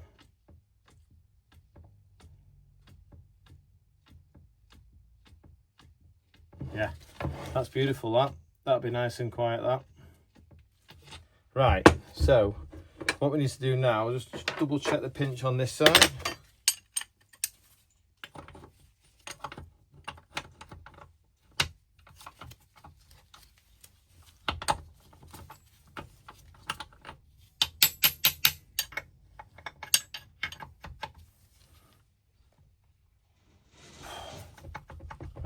nice and tight. So we can put the clip on this side. I don't know if you can actually zoom in to see how it works there. Can I zoom in? Right, you should be able to see it there. So it's dead simple. It just goes like that. And then what happens is the inner part can never come undone because the two clips have got it covered there. So I feel beautiful that.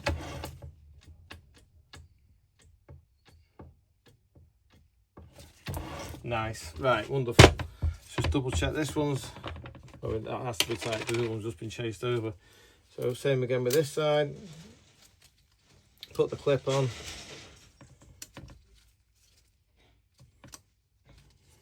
I'll get the inspection cover put back on, and then we'll turn our attentions to the this end of the gearbox.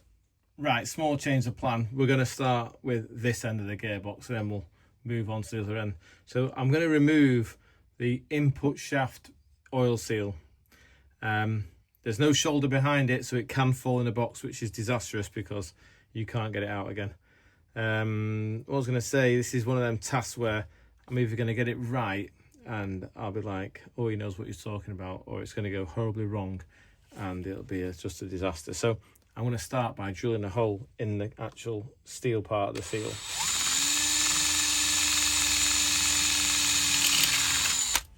And then we're going to put a screw in it.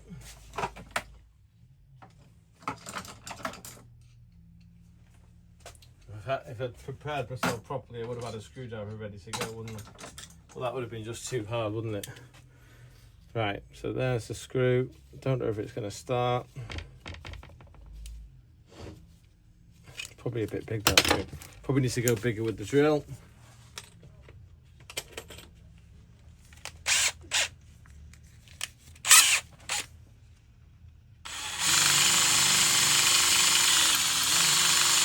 Right, let's try again with a bigger hole. Ah, that's better. Feels like it's going in. Right, don't want to go in too far. That'll do. Now, what I'm going to do is get a pair more grips, pop them on the head of the bolt, and pull. Right, okay. What we'll do is I'm going to push the other side in, because as the seal flips inside the diameter, obviously it'll become loose. It's probably been in there from new, so I'm going to put this screwdriver on this side, get it moving.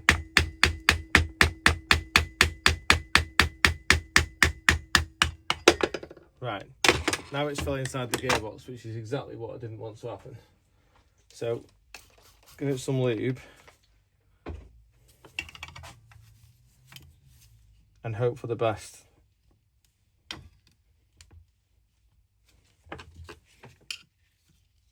I'm gonna have to deburr the edge of this diameter now because I've been attacking it.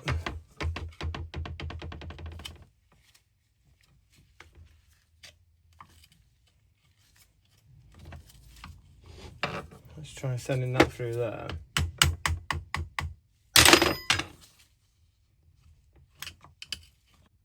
Right, I'm happy I've deburred the edge now, so the bearing, the seal should go straight in nice when I just push it with my fingers now. Now, I just had to think about this. What I should have done in hindsight was done 2 holes and 2 self-tappers, one 180 degrees opposed to the other, and then used 2 pairs of mole grips and pulled it, because it all went wrong when I sent it into the gearbox with the screwdriver. So if you notice, the seal that came out of it is an original one and is the same thickness 3/8 as the new one. So that's all good. Now at this point you might notice the input shaft is just loose and wobbling around. Like, has it got a knackered bearing or something? No, what it is it has something called a muff coupling, which is it's like 2 male splines and then a big female internal spline, and the drive is transmitted through that. And it's how they did it back in the day. It was so that they could basically, if it was ever so slightly misaligned on the bell housing, as long as the input shaft centered in the end of the crankshaft with the bearing, it wouldn't cause any stress. It's just, if it's not perfectly lined up, you know, it's got to go somewhere, you know, that's what I'm trying to say. The energy, the offset, the stress has got to go somewhere, and that would potentially cause it to snap in the long term. So it has this muff coupling that allows it to basically self-center in the end of the crankshaft. Different ways of doing things, but it does seem to work quite well. We have very little problems with the muff couplings. Now, just gently ease it over the sealing diameter, and literally just hand each side, just push. What I'll do is I'll get this long socket arm and just push gently, and all we're doing is going level with the front housing. We're not pushing it any further. That's where it sits, that's where it'll be happy. Now, really important, when you maneuver the gearbox from now on, you can't pick it up by the input shaft. Not that anyone on here would ever do that, but if you pick it up by that, it just splatters the seal straight away. So all we've got to do now is we're going to put, I've got like a little spacer that goes in the front so we can stand the gearbox on end, and we'll take the other end apart. Good morning, it's very early on Saturday morning. I've come for a ride out in the old Audi. You can't really see it from inside obviously, but the old green one, the S4. So I've had a good blast up to Preston because my mate James sent me an image midweek of a Carburetor on Marketplace. It was a 46 IDA, and I saw it and I thought, you know what, it's meant to be. That's the perfect carburetor for my Rover V8 engine in the back of the Husky. So it's a single carb. It's on an Imp manifold, believe it or not. It's on Imp Marketplace or something. Anyway, I spoke to the bloke. He said, look, I don't want to post it. So I said, right, I'll have a blast up to yours first thing Saturday morning. Come and check it out. So I'm here now. We'll go and see if it's any good, and I'll report back. Right, chaps, I've picked up the carburetor, and the gentleman has very kindly agreed to let me just do a little video of the cars. So this is his one that he's basically rebuilt this, and well, he's rebuilt both of them, but this one's his go faster one. Sits really nice. His next stage, his project is going to be the engine over winter. He's got a big bit of a plan going on. He's got his race head there and carburetor. So yeah, it's been really nice to meet him. That's lovely, that one. And this yellow one, he's rebuilt the engine on this one already.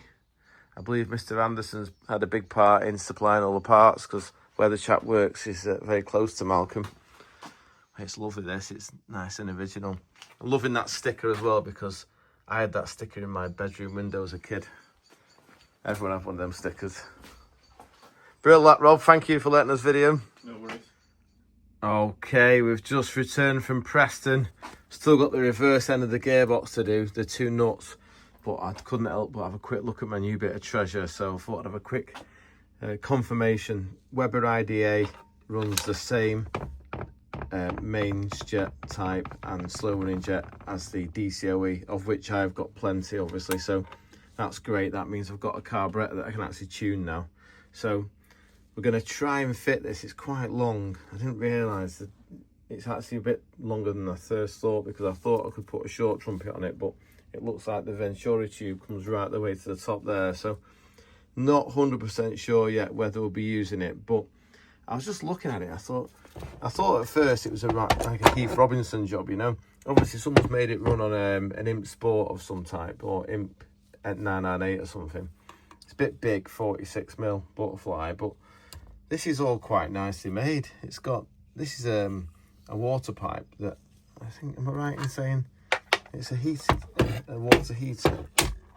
Yeah, it's like wrap the copper pipe round it to stop it from frosting. Now I suspect that this has been on a Clan or a Davrian or something, because they've got the height for above the engine. This would foul on an Imp, because you imagine it stands like that, it definitely catches the back panel. So there was a rule in the rallying years ago that you had to have a maximum of 2 chokes. So I suspect it may have been done for rallying, but it's been nicely done anyway. So we won't bin all this. We'll just keep it in case we come across another IDA. But yeah, in fact, you know what? If it doesn't look like it's going to work on the V8, I might put it on an engine and dyno it just to see how it performs, because I know it's going to be shared inlet and it won't be very smooth, but it might be quite interesting to see how the air deals with going around the corner. Anyway, I have to put this in a box now because we've got to get the gearbox done before Dave arrives, and hopefully we're going to get a chance to have a look at the Rover V8 as well. Okay, we're all tooled up. We've got the bus gun ready, got my sockets, and we're going to whiz the end of the gearbox off so we can check these two nuts inside here, which I always go on about them working loose. Now, what we'll do as well while it's apart is this is the gear selector. We'll clean this so that when we put the new O-ring in, which I've managed to lose inside the last 30 seconds. How have we done that? Oh, there it is.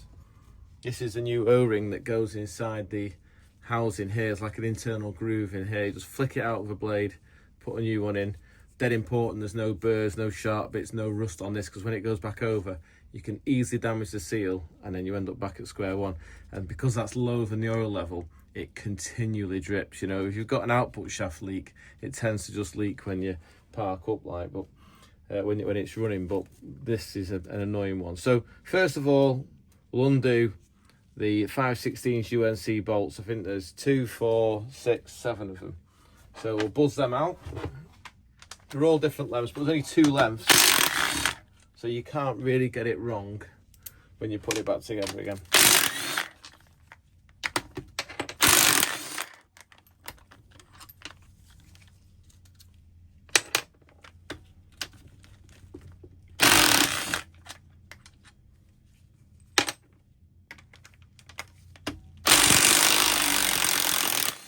It's never been off that.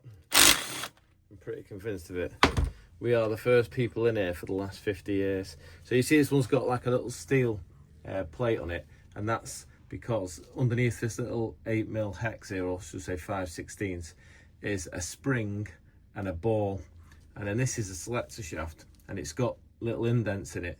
So you know when you select gear and the gear lever stays in a certain position, it's sort of, you feel it ride over something and then lock into gear.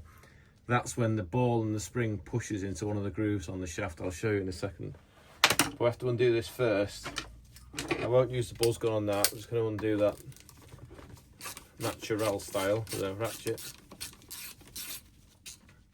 So as soon as that's out, you need to get the magnet and pull the spring out. See the spring? So that on top of the spring is a ball.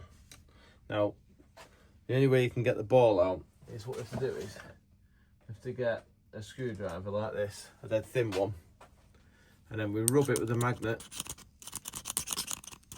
to try and put some of the magnetism into it, put it in the hole, and hopefully he says it'll grab it. Oh, it grabbed it. There you go. See, that's the ball. So put that down with the spring, a safe place. So many times people don't undo that and they slide it off the end of the box, and then the ball and the spring just fall out, never to be seen again. Right, we'll just gently give it a tap.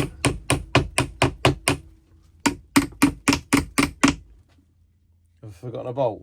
I've forgotten a bolt. Oh my god, that didn't need to happen on YouTube, did it? What a whopper. Right, sorry about that. Please do better than me when you come to do yours.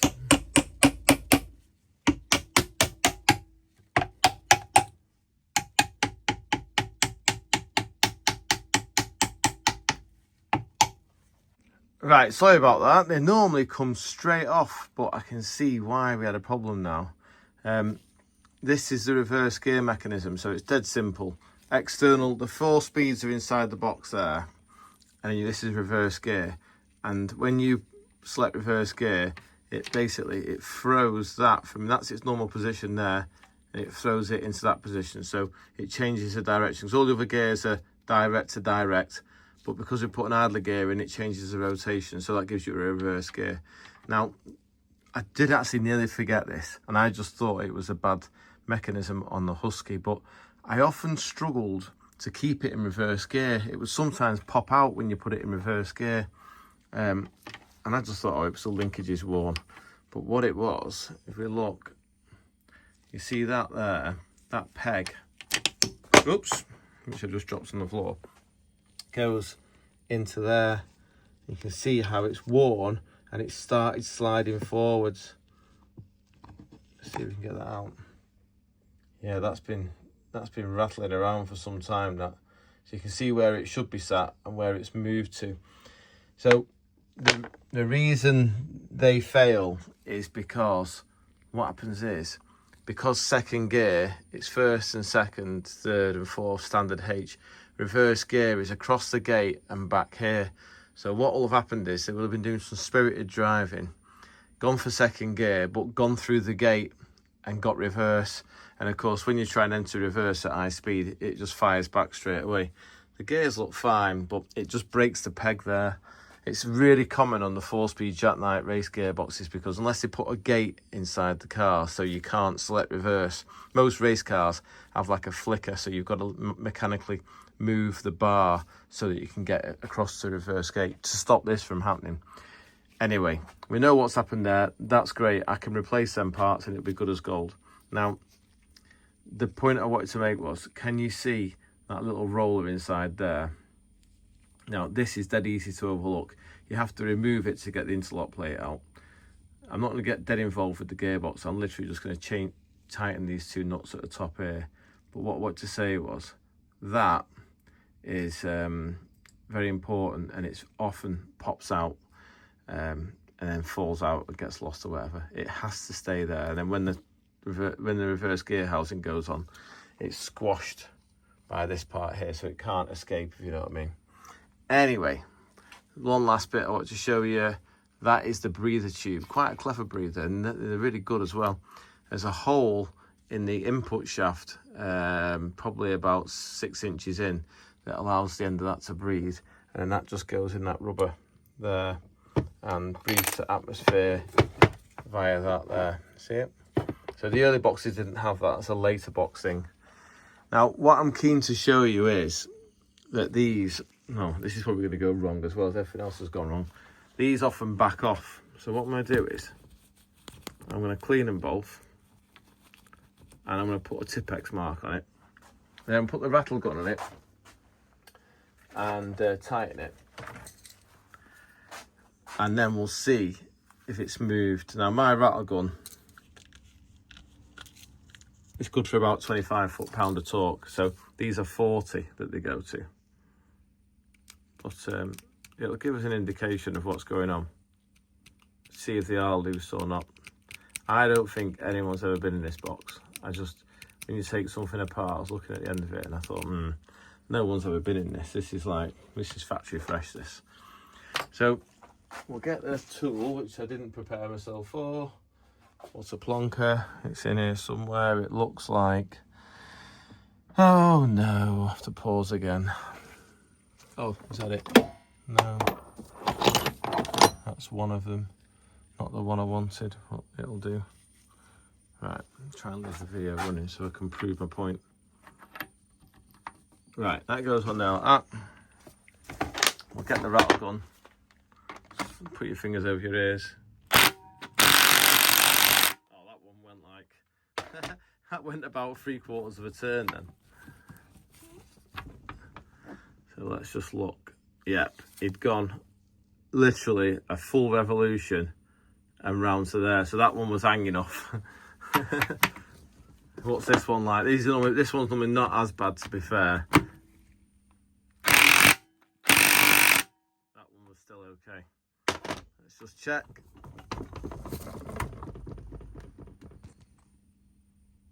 Yeah, I don't think that one moved. So this one was loose. So what I'm going to do now is I'm going to back these off. I'll put the camera back on the stand. We'll brake cleaner it all and Loctite it.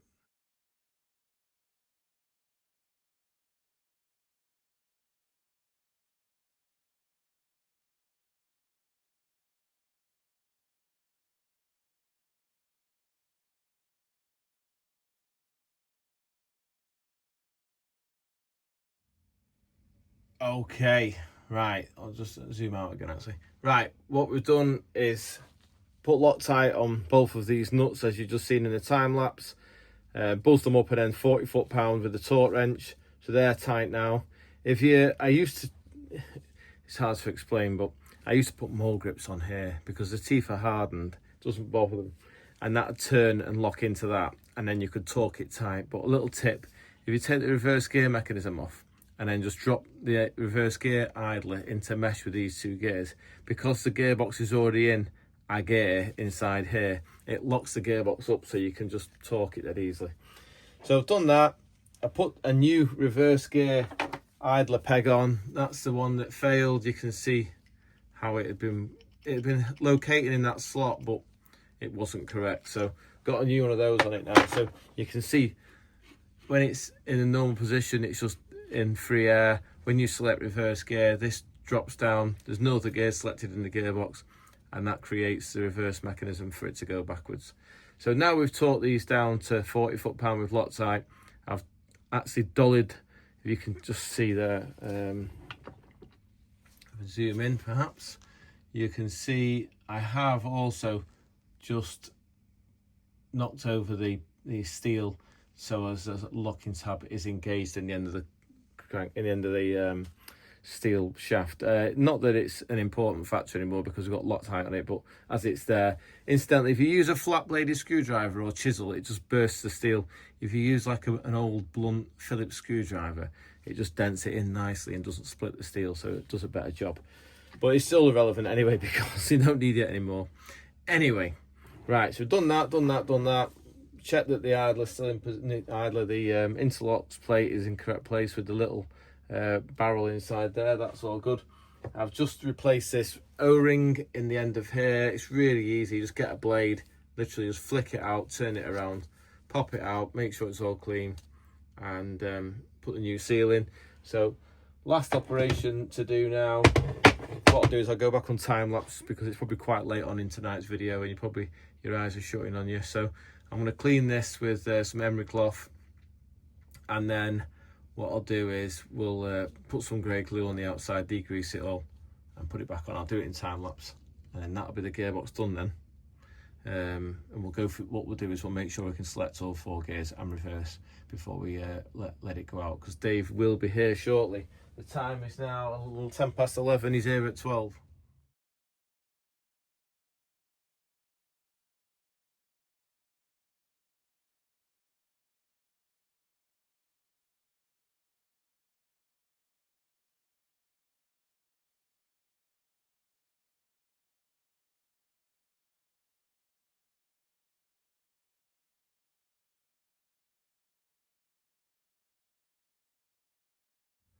Okay, hope you got all that on the time lapse there. So we just tighten the bolts up, put the spring and ball in for the interlock, and I've just bolted on a flexible attachment just so that I can go through the gears and make sure the gearbox is fully operational. Always a good idea to do this before you send the box out. So at the moment, when we waggle the gearbox side to, the gear lever side to side, that's that. So what I'm going to do is I'm going to go across and snap into reverse gate. And to do that, there's a plunger inside the back of the gearbox there, and we've got to push it in. So it's quite aggressive. You go, oh, see it there? See it go click? So that's, we've across the gate now into reverse, and then we're going to go backwards with the gear lever, which means we're going to pull out on this. So that is reverse gear. And I can tell it's reverse gear because it's really stiff to turn, because it's quite obviously very, very low ratio. Right, so reverse is working, that's good. So back out of the gate, we're into the normal H gate now. So back over, first gear is on the same side, so but we'll push the gear lever forward, which means we push the shaft in. So that's first gear. It's a bit easier. Next gear should be straight back, it'll be second. That's much easier. Next one in. Find the middle. That's the middle. That's your across the gate. So we're going to go third, which is pushing. It's really nice. And fourth, straight back. Oh, beautiful.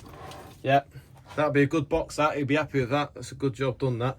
Right. Well, I think we have to tidy up ready for Dave to arrive in the next 15 minutes. Oh, it's Andy playtime. We finished the gearbox. We're waiting for Dave. Got Bergerac Stag do this afternoon and tonight. So don't know if we'll be doing a video in now. We're going go-karting. So if I win, we'll video it. If I lose, then you won't know about it. Anyway, thought I'd have a cheeky try on. Just I painted the sump after we welded and chopped it all out, and it actually fits. So that's a Brucey, isn't it? So this is where I'm a bit concerned, because this is the back of the car now, the Husky, and obviously the front pulley on the Rover engine sits about here, and it's only just going to fit behind the back panel. I didn't want anything protruding if I could help it. I want it to look like a standard car, so I don't know how that's going to work. Height wise, it's not bad. It's a couple of inches lower than I'd like it to be honest with you, but we can always get some heat on it once it's all assembled and maybe tweak it a little bit. I don't know. I'll speak to William, see what he thinks is possible. It's quite close to the sump there. But anyway, yeah, it's only a bit of fun, isn't it? Anyway, right, what we'll do is we'll take the exhaust off, spin the engine over, and then I'll leave the sump on, because I'm going to sit it on the sump. We're not going to put the front cover on. We're going to put the camshaft in, put the heads on, and time it all up and measure the lift at the top dead center on the valves, what they actually see at the valve, rather than what they see at the cam follower. And then once we've got all that correct, we'll then put the front cover on and the sump on, and then the exhaust, and then it'll run. But I'm really sorry, chaps, this isn't going to happen today. This is going to be next week before we get back to it, I'm afraid. I may get interrupted here because it's time for Dave to arrive. He could knock on the door any second now. This is the Rover engine. I just spun it over, took the dummy heads off. We're going to put the good heads on. If you're new to the channel, what I'll say is it's a bog standard Rover V8 engine, rods and crankshaft. The pistons are an old set of Omega pistons. Now you need to run these if you're going to run a camshaft, because they've got cutouts in them, obviously. So I've just done a piston height check, and they're about 22 thou low at top dead center, which is good because the chamber isn't massive on it, and I've not even measured it, and the gaskets that I've got for it are real thin. So what we're going to do, this has obviously been bored to 20 thou as well, so it's a little bit bigger. What I'm going to do is I'm going to put a head on with a gasket, and I'm going to CC it just to make sure we're not in the silly high compression area. I don't even mind if it's 12.5, 13 to 1. I'll be happy with that. It just can't be any higher than 13, because I know they'll run with 13 to 1. But like we discussed early in the video, early in the week, it's such a short stroke, you know. It's 71 mil of stroke. That's it. So with a fairly wild cam, with a lot of overlap at top dead center, the dynamic compression ratio will still be quite low. It's not like a small block Chev where they've got like 95 mil of stroke or something daft like that. So yeah, I'm excited. I can feel it's going to be getting real close to this. We're going to get the camshaft in next, the followers in. It's got mechanical followers because these are a hydraulic engine, but I can't build an engine with hydraulics. I'm completely allergic to them. I just do not like hydraulic followers whatsoever. They're just not for me. So yeah, I've got a set of hydraulic conversion to go with the mechanical conversion. So I'll show you actually while I've got them here. What it's got is a push rod, operates the valve gear, and then that threaded adjuster at the top there, you just wind it in and out to get the valve clearance. And then, yeah, that'll be all good. So what I'll do is, I've just been doing a few laps of it. Don't think the crankshaft's touching the sump anywhere, which I think we can call a result. Although I can hear a clink then. Oh, that'd be the clutch, I think. Is that the clutch? No? Oh. Maybe we are touching the sump. I'll have to investigate that. Obviously, it'll leave a witness mark anyway, so if there is, we can just dolly it out. But the crank does come real close to the, or should I say the big ends as they go around, they come really close to the pan, which has obviously been relieved for the new exhaust system. So, right, I'll stop waffling, get the head on, and we'll see it. Congratulations, YouTubers. You've made it to the end of Shrigleytube TV. Give yourself a big pat on the back. If you've still got anything left in you, then the next bit's a little bit silly. It's just where we've gone to go-karting and then on for some tea with Bergerac on his stag do with his pals. Now, I'd never met any of his pals before. What an absolutely cracking bunch of lads. They made me very welcome, and yeah, we had a great time. I wish I'd stayed out for a drink, really, but just too busy at the moment to start dealing with headaches and hangovers and stuff. So yeah, well, maybe next year we do something else with him, or I don't know. Anyway, right, I'll stop waffling. I'll let you get on with the video. Have a great week, and I'll look forward to seeing you next Sunday at 7. Bye for now. Okay, YouTubers, I'm on Richard's stag do. Yeah, it's not okay. These are all his friends. I don't know where he's got them from. They're all With this website on the internet, hire a friend. no idea who any of these people They're all such nice people. I'm just thinking from university or something. Yeah, must be. Look how sweaty he is. I'm warm. It's like I'm trying to keep up with you. I'm like still, what, 8/10 of a second behind you? It's not good, is it? Last time I saw you that sweaty, someone had an MOT certificate. They just bought a car off you. No, mate. It was good that, but I wasn't fastest, you mate. What is this in here? James was fastest. How's it going? He's amazing. We've got to find a few attempts to catch him. Yeah, you're not wrong. How have you managed that? Don't know, mate. What's the plan for the rest of the night, Berg? I don't know. We'll have to wait and see. It's all a surprise. Are you going to get drunk? I think that's probably going to happen, isn't it? I'm undecided whether to go out or not because I've not really told the missus yet. But I thought That's permission. Yeah, oh yeah. Mate. I value my life, mate. Yeah. So if I think you're going to get drunk and do something stupid, I think that's more than that I likely. can video. Is it YouTubeable though? That's the question. Well, are you wearing a mankini? Has he got his outfit right? Oh mate, it's got an outfit apparently. Anyway, we'll see how the second session goes. I've got to find some temps. Richard, can you get in the background, please? Yeah, the magneto on my car packed up. Another magneto? magneto Oh, gone, so mate. not done so well in this one. Oh. Third last time, 10th. Mate, So good, it is was it? a good do. Thanks for inviting me. I really enjoyed it. Alright. Well done, James. Fasting, but I just found out Yes. he races a 1-1 416 endurance cars. endurance guy. He knows what he's doing. Right, brilliant. Thank you. I'm not sure how the audio is going to be on this Bergerac, so we've got to be close like that. Can I just say that I haven't given consent for this? Richard, it's not your choice. No, Who's Bergerac, it's not your choice. We're doing this for the viewers, Oh not my for you. God. You want to be a celebrity, mate. It would appear that people prefer you to me. What can I say? Well, what I'm going to do is I'm going to go around and ask all your friends how they know you.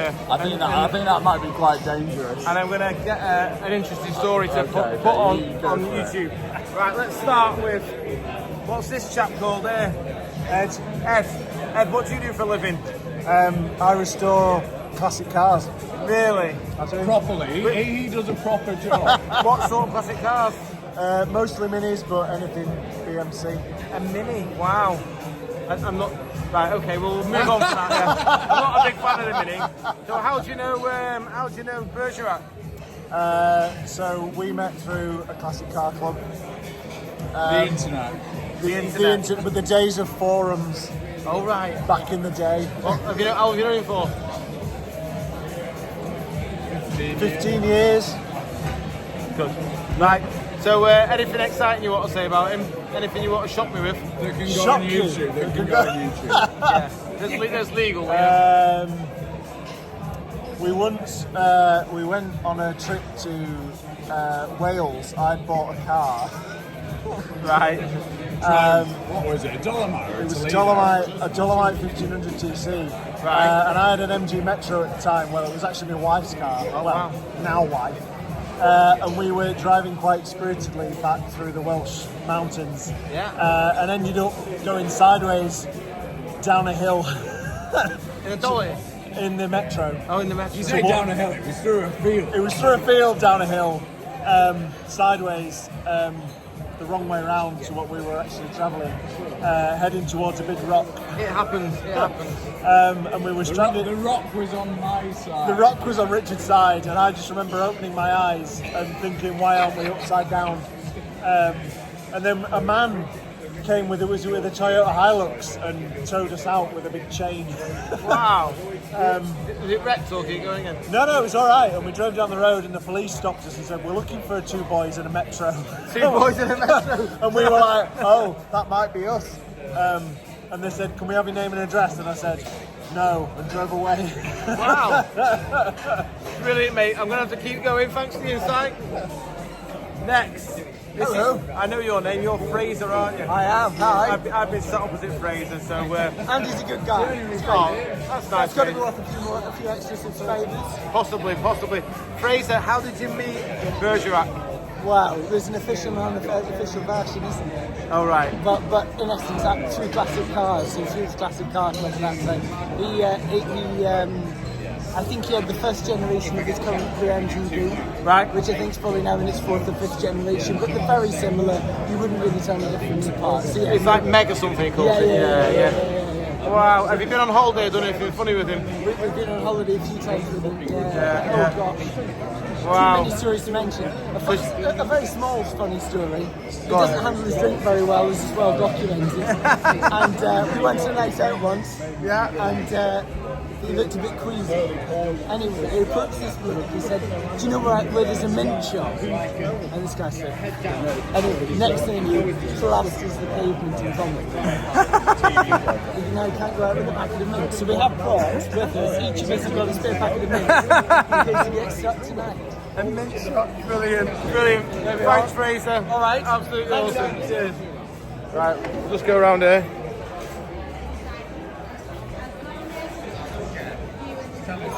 Hey mate, what's your name? All right, Andy. I'm Nick. Nick. Sorry, you have given me your name about 10 times. Right, what's going Nick, on? we've got to be nice. Okay. Is there anything you want to say about Bergerac for his memories? You know, you can watch this on Sunday night.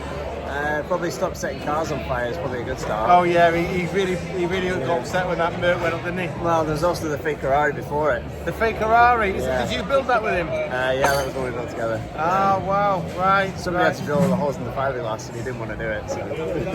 Oh, wicked. How long have you known him for? Too long. Good answer. Idea. 10 years? No, it must be more than that. Yeah, we've just heard that. We've just had that. Yeah. Brilliant. Thanks, Nick. I'll move on briefly because this dessert has come out. Oh shit. Are you okay being on YouTube, by the way? We'll figure it out. Yeah. What's your name, mate? My name's Matthew. Matthew. I do know all the names. It's too much for me to learn in one night. I've only got a small brain and it's Alright, there'll be a test at the end, that's right. it's pretty full. So how long have you known Bergerac for? Oh gosh, since 2010. Wow. 2010. And Ancient history now, isn't it? uni friends or No, car friends. Car friends? That's on the internet. on the internet? He meets a lot of men on the internet, doesn't he? I know, yeah. It's a bit worrying, this. Yeah. Has he done anything that's like shocked you in your life? I mean, maybe at first, but nothing shocks me anymore, I guess. That's coming Yeah. He is that sort of guy, isn't he? He shocked me with a few things that, like the first time I heard his sales pitch outside the workshop, he was selling a Triumph Herald to an elderly gentleman, and it was quite pushy. I was quite surprised. He was basically saying, if you don't buy this car, it will be sold within the hour. True that. Yeah, I can attest to that. Yeah. Ruthless. Ruthless, brilliant. Thank you, mate. Cheers, mate. It's the fast driver from the go-karting. How you doing? I remember your name, James. Yes, because we were P1, P2. P1 and P2, we did one each, didn't we? Indeed we did. So your racing career, mate, where did it start? It started a couple of years ago, actually. But I've always been into cars like these guys, so mostly track driving and track days and that kind of stuff. So, and then being on a sim for too long, and being a sim racer for too long, you kind of pick up a few things and you just get quicker and quicker and quicker. Really? You actually think the sim helps you? Yeah, 100%. That's fascinating. That I've got a friend called Brendan who does a lot of sim racing, and he built a car. And he came out and he was quicker. Every track he went to, he was quicker out the box. Exactly, I right? was like, I couldn't believe it. Yeah, it really helps. We were just talking about it here with the guys, and yeah, it's great. So all these questions with me, what really I should be asking is about Bergerac. So you've been friends a long time? Just over a year now. You're a new friend. Yeah, pretty much. So I knew Richard through the 2CV meeting that I got invited to, and we were talking. I know Moran. Oh, Miran, yeah. Yeah, and then I knew Moran, and then I met Richard through there. We were talking about 2CVs, and then of course Richard points out, he said, I've got a Stratos. And of course, we hung out a little bit You've more got after that lovely that. little blue car, haven't you? What was that? The Alpine. Yeah, nice. I saw it in the car park. Yeah, it's lovely. It's lovely. Lovely car, that. Very Yeah, pretty. it's great. Well, what I was going to say, I've got one last question for you. Go on. You've known him a year. Yeah. Are you invited to the wedding? I'm not invited to the wedding. Oh, that was close. I am invited to the after party. I'm not. What after party? Oh, wait till I get to him. Right, thank you very much, Shane. Don't shoot the messenger. Oh, we're saving the best till last. How you doing? A subscriber. Subscribing, proper Shrigleytube every week. Every week I watch it. Mate, that's so I good. skip the boring bits, but yeah, I watch it all. You skip through it. Only some of it. No, that's brilliant. Thanks for being a subscriber. No worries. Now, how's how long have you done Burge for? Since he was a virgin, it's a long time. Right. I think we're going to have to keep this clean. Yeah. But, 15 years of it. yeah, there was a story you were telling us before about him getting elbowed. It was quite funny. Yeah, but that's not clean, is it? Well, go on. It's clean enough, isn't it? He fancies himself as a ladies' man, Yeah. and he's not very successful at it. And someone took umbrage with him Right. and gave him a swift elbow. And he went down. He went down like a sack of spuds. Oh, brilliant, mate. Thank you very much. No worries. Right, we've got one last person. You're gonna go. Look how grumpy he is. Look, like you've been sad. What have you been grumpy for? Lee, how long have you known Bergerac for? 20 minutes. Right, I think we'll cut it at that while we're ahead. That's 9 minutes they've got to sit for it.